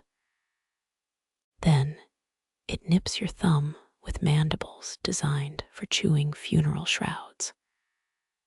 Saint Augustine called insects Earth's minuscule martyrs. This one's more Judas than saint. The quill becomes your Excalibur, one decisive stroke ending the skirmish. A wing detaches, translucent film fluttering down like ash from Vesuvius. Roman pest controllers burned owl feathers to repel moths. Acrid smoke, worse than the infestation. You prefer direct methods, swift and regrettable. Silence returns thicker now, as if the air mourns its lost agitator. Your victory tastes bitter, a conqueror staring at raised fields. Napoleonic archivists boasted about their bug battles, century-old ledgers still pockmarked with beetle jaws. You run a finger over fresh paper scars, your own dubious contribution to history. The lamp brightens, its glow feels complicit in the carnage. Scholars dissect Aristotle's theories on insect souls in hushed lectures. You sweep debris into a drawer, a moth mausoleum disguised as office supplies. Dawn's first birdsong seeps through the window, a robin's melody sharp as a quill pricking vellum. Your eyelids droop, but the room hums with phantom wing beats. Wax hardens on the desk, a fossil record of tonight's skirmishes. You envy the moth's simplicity, no revisions, no legacy, just relentless hunger. Historians preserve quills and parchments, never the stains beneath fingernails. The window beckons, cold air promising absolution. Your hand hesitates above the latch. Sleep can wait. The latch falls silent beneath your palm, its click swallowed by wax-sealed air. You retreat to the desk, the royal seal glinting like a liar's smile. Roman officials pressed signet rings into molten wax, a ritual borrowed from kings and counterfeiters alike. Your stamp bears a griffin rampant, though tonight it resembles a disgraced pigeon. Warmth lingers in the wax pool, its surface goading you to test its loyalty. In medieval France, forgers mixed human hair into sealing wax, fibers snarling beneath noble crests. You drag a thumb across the emblem, ridges biting flesh in mock fealty. Does your sweat grace this wax now, a biometric signature centuries ahead of its time? The document mocks from beneath its waxen guardian, pages taut as a drumhead. Historians still argue whether unopened Vatican seals guard papal sins or butter receipts. Your words stir beneath the griffin, a riot waiting to chew through saffron-dyed thread. 17th century couriers sewed sensitive dispatches into their own uniforms, stitches itching with treason. You've opted for reliability over flair, a choice future scholars may call cowardice. Candlelight warps the seal's shadow, griffin morphing into a crouched scribe mid-leap. Tibetan monks sealed tantric texts with wax, blessed by Dalai Lamas, said to combust if opened by the unworthy. Your version lacks divine pyrotechnics, just bees' labor and your shaky conviction. A crack spiders across the wax, thin as a dowager's patience. You press the breech knuckle, sealing it with a vandal's guilt. Byzantine nobles embedded perfume into seals, a burst of rose adder announcing their letters. Your repair job smells of desperation and burnt fingernails. The room holds its breath, shelves, leaning in to witness your folly. 18th century love letters used kiss locks, wax molded by the sender's lips. You'd need a kiln to replicate that passion. Yours is stone cold pragmatism. Dawn licks the eastern window, golden tongue promising scrutiny. Egyptian viziers sealed tax records with Nile mud, their audits baked dry under Ra's gaze. Your linen wrap feels flimsy against eternity's appetite, a bandage on a battle wound. You rotate the scroll, testing its heft against regret. Victorian phrenologists weighed sealed letters, claiming criminal intent altered parchment density. This one's guilt is self-evident, curling at the edges like a dandelion gone to seed. The seal's edges blur your vision, swimming with sleepless hours. You could peel it back now, amend that disastrous 7th paragraph. Archivist's note, Henry VII's seals grew sloppier with each marriage, thick wax puddles smothering Anne Boleyn's name. Your restraint lasts 3 heartbeats, then the bell tower chimes. Birds erupt into a Debussy fugue outside, nature's critique of your hesitation. The griffin hardens fully now, a tombstone for choices made. Dutch merchants double-sealed spice treaties, one wax disc, never meant to be broken. You slide the scroll into its bronze tube, a cannon loaded with paper shot. Your chair groans relief as you stand, wood remembering when your weight meant progress. The seal glows faintly, a tiny sun refusing to set. Tomorrow's scholars will parse its cracks, divining meaning from your shaky hand. Let them debate whether you faltered, or let the wax lie on your behalf. Sleep comes as a rumor, a shadow retreating down corridors of ink. Breath snags in your throat, a hooked fish fighting the reel. Your ribs become parchment, stretched thin over each shuddering inhale. Ancient Greek orators practiced measured breathing, 4 counts in, 7 held, 8 released. You're clocking 2 ragged gasps, tailor-made for panic. A moth carcass crunches underfoot, its wings still twitching with borrowed rhythm. 17th century scribes chewed lavender stems, believing it synced breath to quill strokes. Your remedy's less dignified, sucking air like a bellows mid-collapse. Fingertips graze the desk's edge-worn grooves, mapping 20 years of white-knuckle focus. Buddhist copyists mastered udgy breath while transcribing sutras, an oceanic hum in their throats.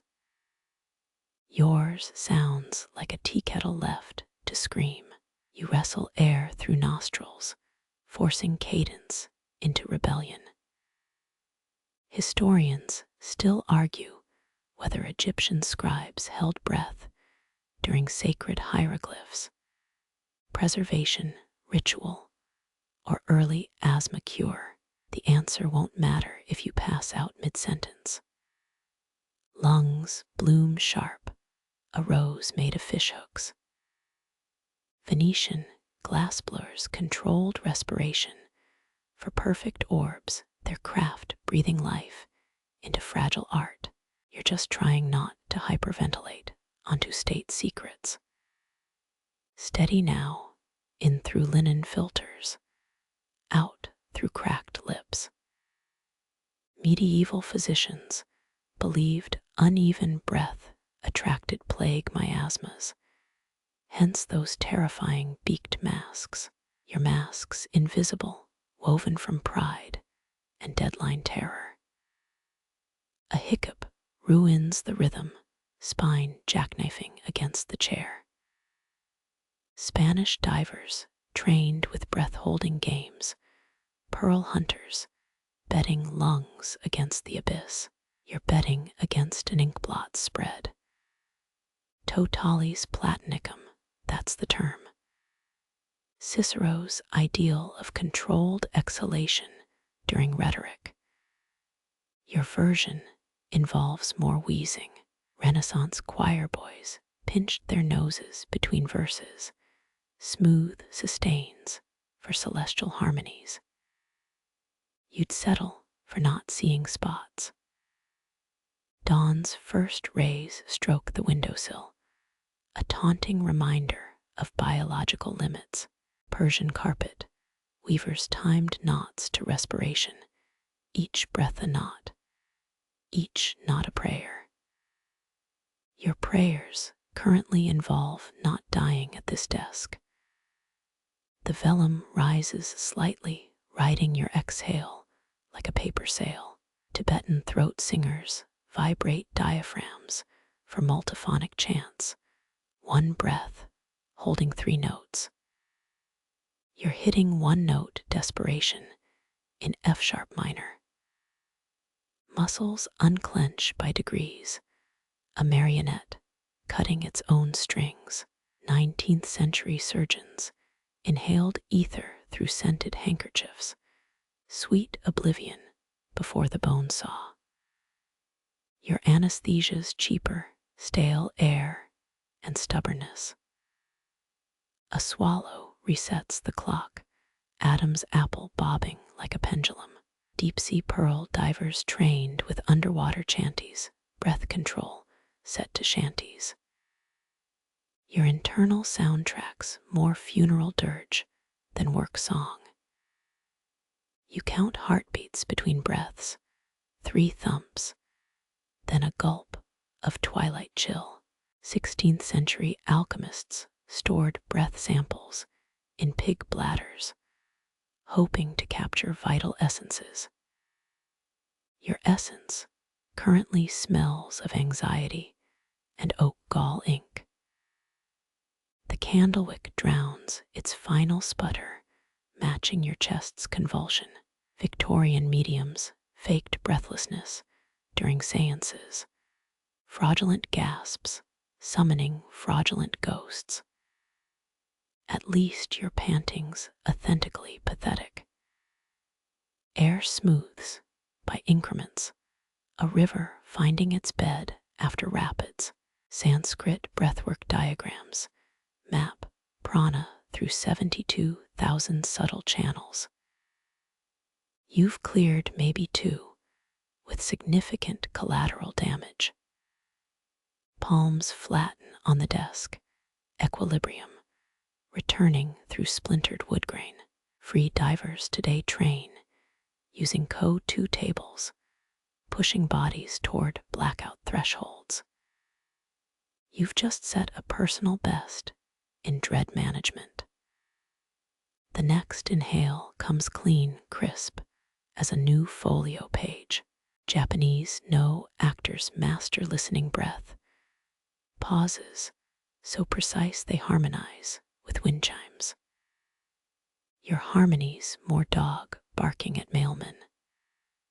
Quill trembles in hand, its shadow wagging like a metronome. Archaeologists found Bronze Age reed pipes tuned to match human respiration rates. You're conducting a symphony of hitches and false starts. One last measured exhale, frosting the air with proof of life.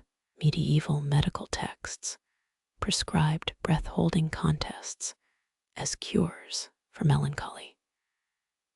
You've discovered a faster remedy, sheer terror of missing deadlines. The document lies subdued, your respiration. Now, its invisible binding thread. Future archivists might carbon date your exhalations trapped in parchment fibers. Let them marvel at the erratic isotopes of exhaustion.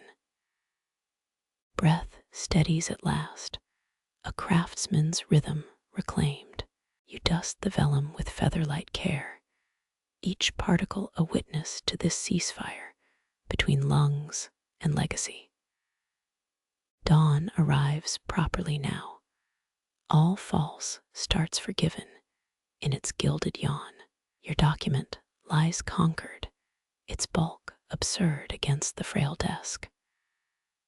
Parchment clings to resin like a lover, too late to part ways now. Fourth Dynasty scribes measured scroll weights in Deben, 1 copper piece per palm leaf page. Yours would bankrupt a small kingdom. A paper cut stings your thumb, final insult from this supposed conquest. Medieval monks cursed tome thieves with rhyming hexes. Steal this book. Your guts will croak. You half wish it worked on deadlines too. Moonlight puddles around the stack, each sheet a prisoner in its own gilt-edged cell. Historians still argue whether Roman couriers charged by scroll weight or drama. Both cost a fortune. Either way, your wrists know the truth.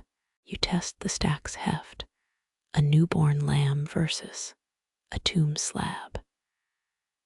Sumerian clay tablets survived because they doubled as weaponry, cuneiform cracked skulls found in royal crypts. This folio could stun a horse. Fingers brush the title page, velvet texture hiding its vampiric hunger for hours.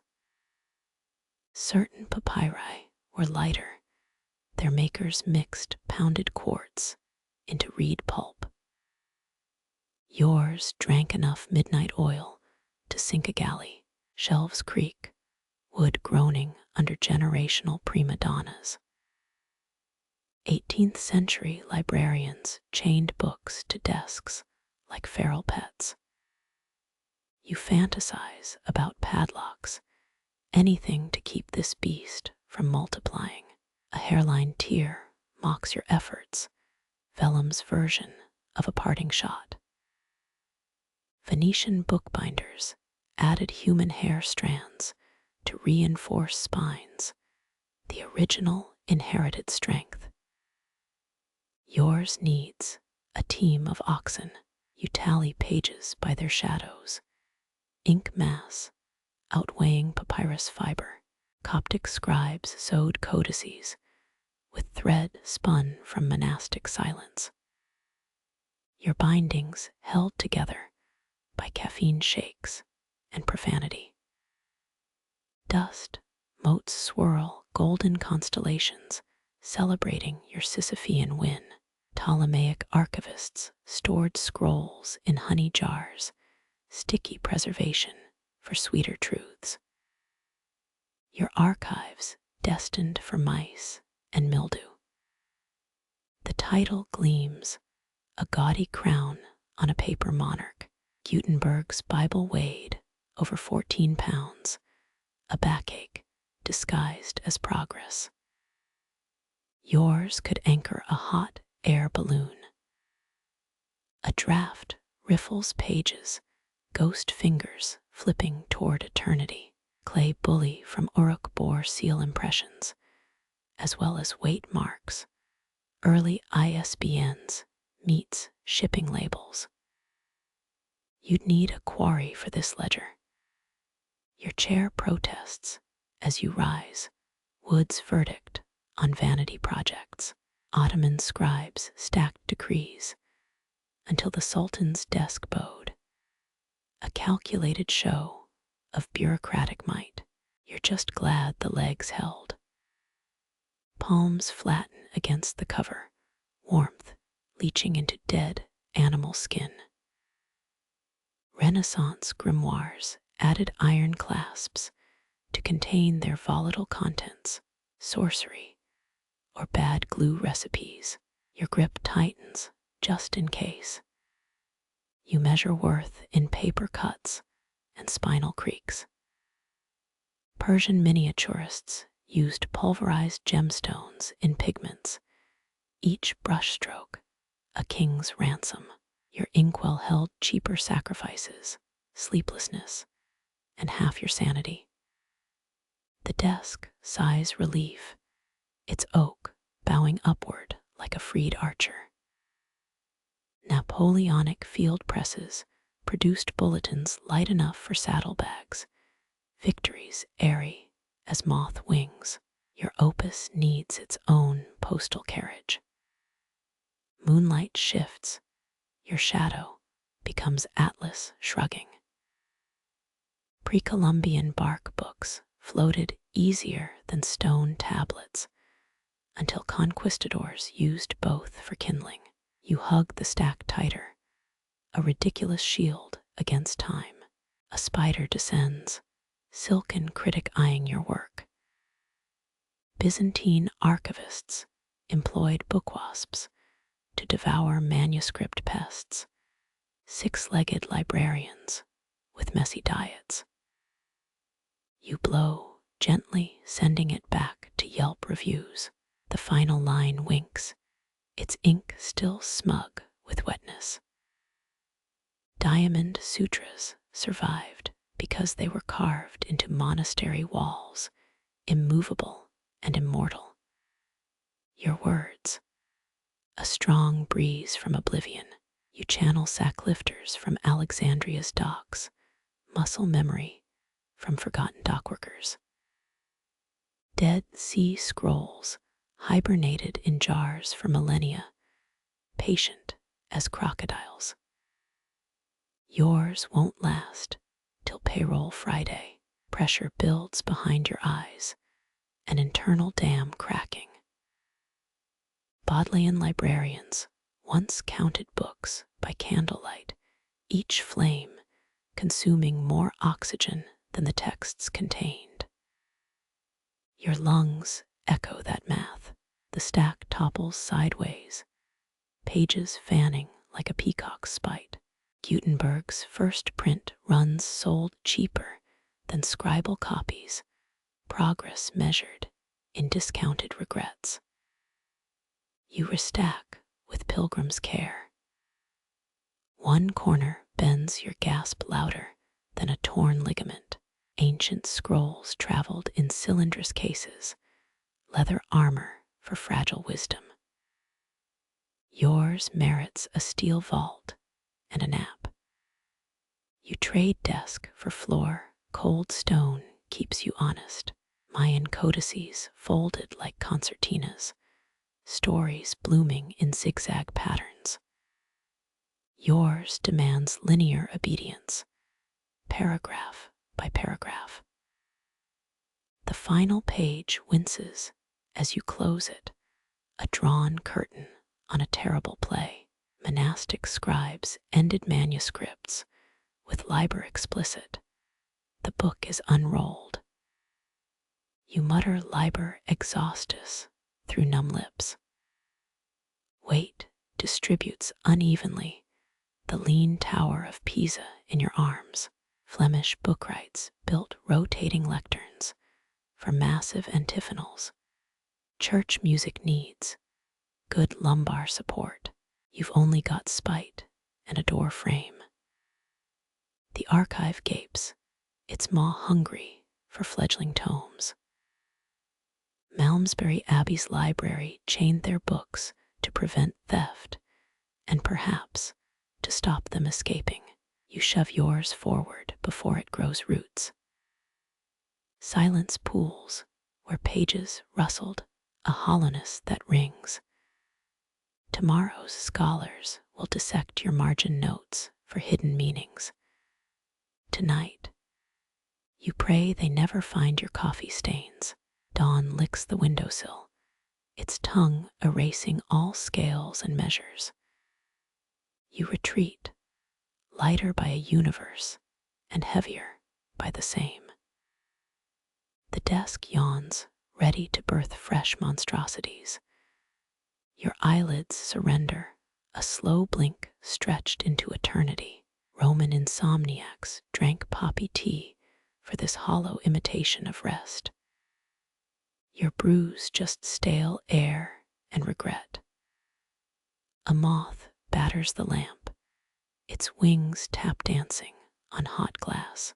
18th century physicians prescribed sleeping caps lined with mercury, a cure deadlier than wakefulness. You'd rather wrestle the moth. Shadows pool beneath your cheek, ink stains mapping a phantom continent. Historians still argue whether medieval peasants really slept in 2 shifts, brief wakefulness sandwiched between dozes. Your brain revives the debate with cruel enthusiasm. The desk creaks, a taunt from your abandoned accomplice. Tibetan dream yogis trained to stay conscious while sleeping their enlightenment, hovering between worlds. You're stuck in the lobby of rest. Breath grows theatrical each. Exhale a sigh ripped from a stage play. Ancient Persians believed night air carried demons. Sleep required charcoal filters over windows. Your open shutters tempt fate. Memory unspools a reel of failures, each blink a film strip of near misses. Renaissance artists napped in ergonomic chairs to align creative humors. Your spine's too crooked for genius. A bell tolls somewhere, its smugness echoing through bricks. Victorian factory, clocks measured sleep in 15-minute increments, commodified drowsiness for the industrial age. You count heartbeats instead. Your pillow heats like a branding iron. 17th century Dutch, sailors stuffed mattresses with seaweed, salt-crusted lullabies for ocean crossings. Yours hoards every anxious twist. Dawn looms, a voyeur peering through cracked shutters. Archaeologists found Egyptian sleep spells etched on ostraca shards, pleas to banish nightmares of crocodiles. You compose your own, begone, spreadsheet visions. The ceiling reveals new cracks, constellations etched by stress. Medieval nuns pinned herbs to bed curtains, rosemary for sacred dreams. You've only got dust webs and resignation. Teeth grind a silent sermon, enamel on enamel preaching penance. Aztec priests interpreted teeth gnashing as divine messages. Your molars suggest a manifesto about deadlines. A siren wails, the city's own lullaby, fraying at the edges. Edwardian insomnia cures included electrified mattresses, shock therapy for weary capitalists. Your nerves jolt without assistance. You mimic sleep posture like a marble effigy, careful as a forger. Buddhist monks in Burma meditate horizontal, mastering stillness until death mimics their pose. Too morbid. Roll left. A drip starts in the walls, the building's own metronome. Renaissance doctors blamed sleeplessness on restless animal spirits. In the blood, yours host a zoo. The sheet tangles, a labyrinth for your feet. 19th century asylum patients were spun in centrifugal chairs to calm neural storms. You'd pay to try it. Birds start their shift, warblers clocking in with shrill precision. Mongol warriors slept atop horses mid-gallop, a skill you'd trade for 3 decent REM cycles. Light bleeds under the door, yellow and accusatory. Freud called dreams the royal road to the unconscious. Your mind offers a dirt path to panic. Cold toes seek phantom warmth, your body's betrayal in stereo. Medieval manuscripts depict sleep as a king trampling night terrors. Yours rides a broken carousel. The alarm clock mocks, its digits a countdown to resurrection.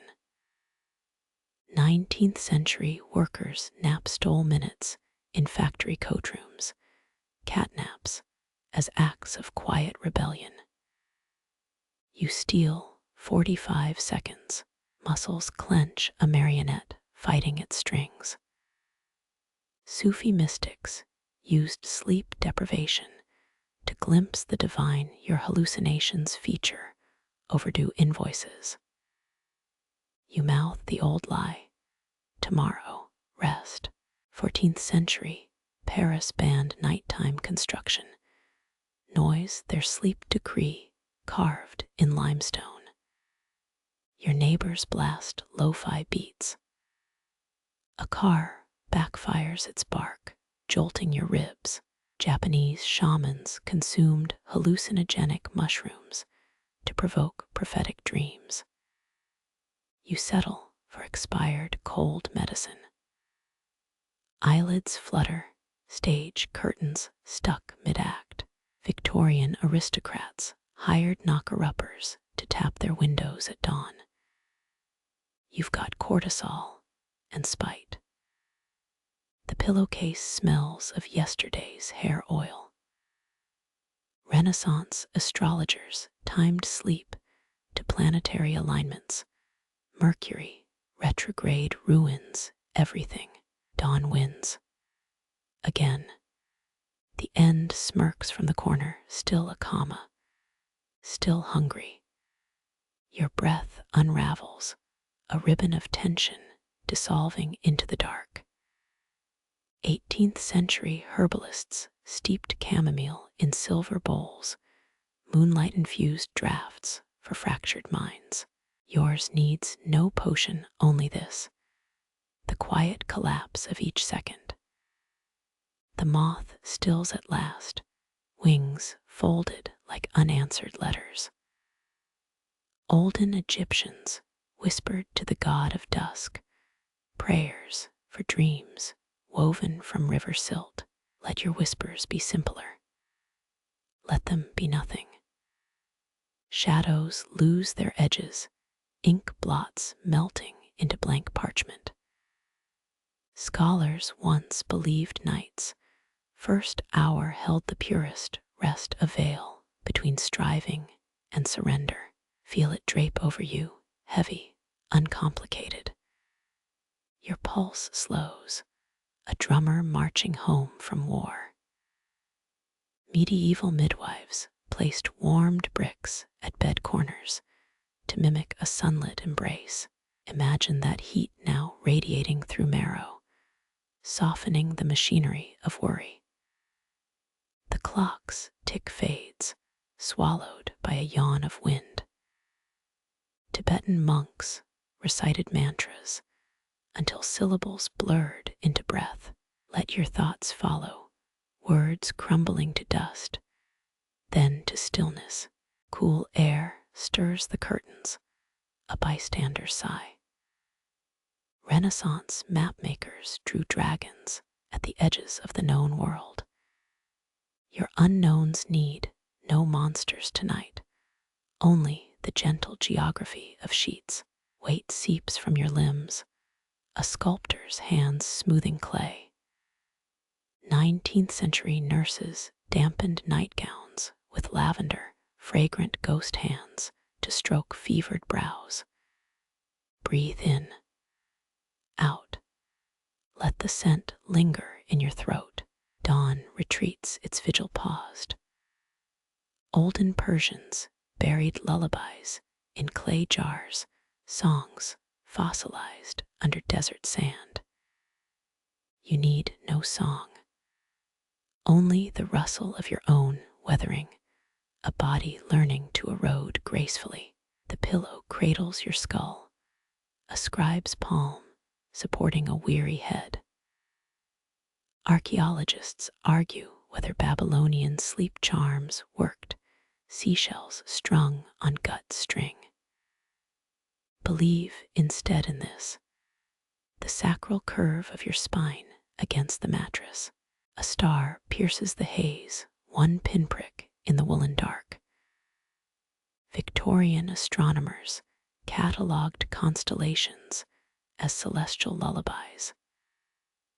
Let it hum to you, a single note, sustained. Your jaw unclenches, a parchment scroll released from its binding. Healers in old Kyoto prescribed lying like fallen petals, no catching the wind, only letting go. Drift, drift. Silence thickens, a salve for the raw places. 17th century explorers described the Arctic night as a great exhale. Feel it now, the world pausing its pendulum swing. You are nearly there, a boat slip-knotting from its dock. Sleep arrives not as a conqueror, but a tide. Let it pull you, gently, thoughtlessly toward the unfathomed deep.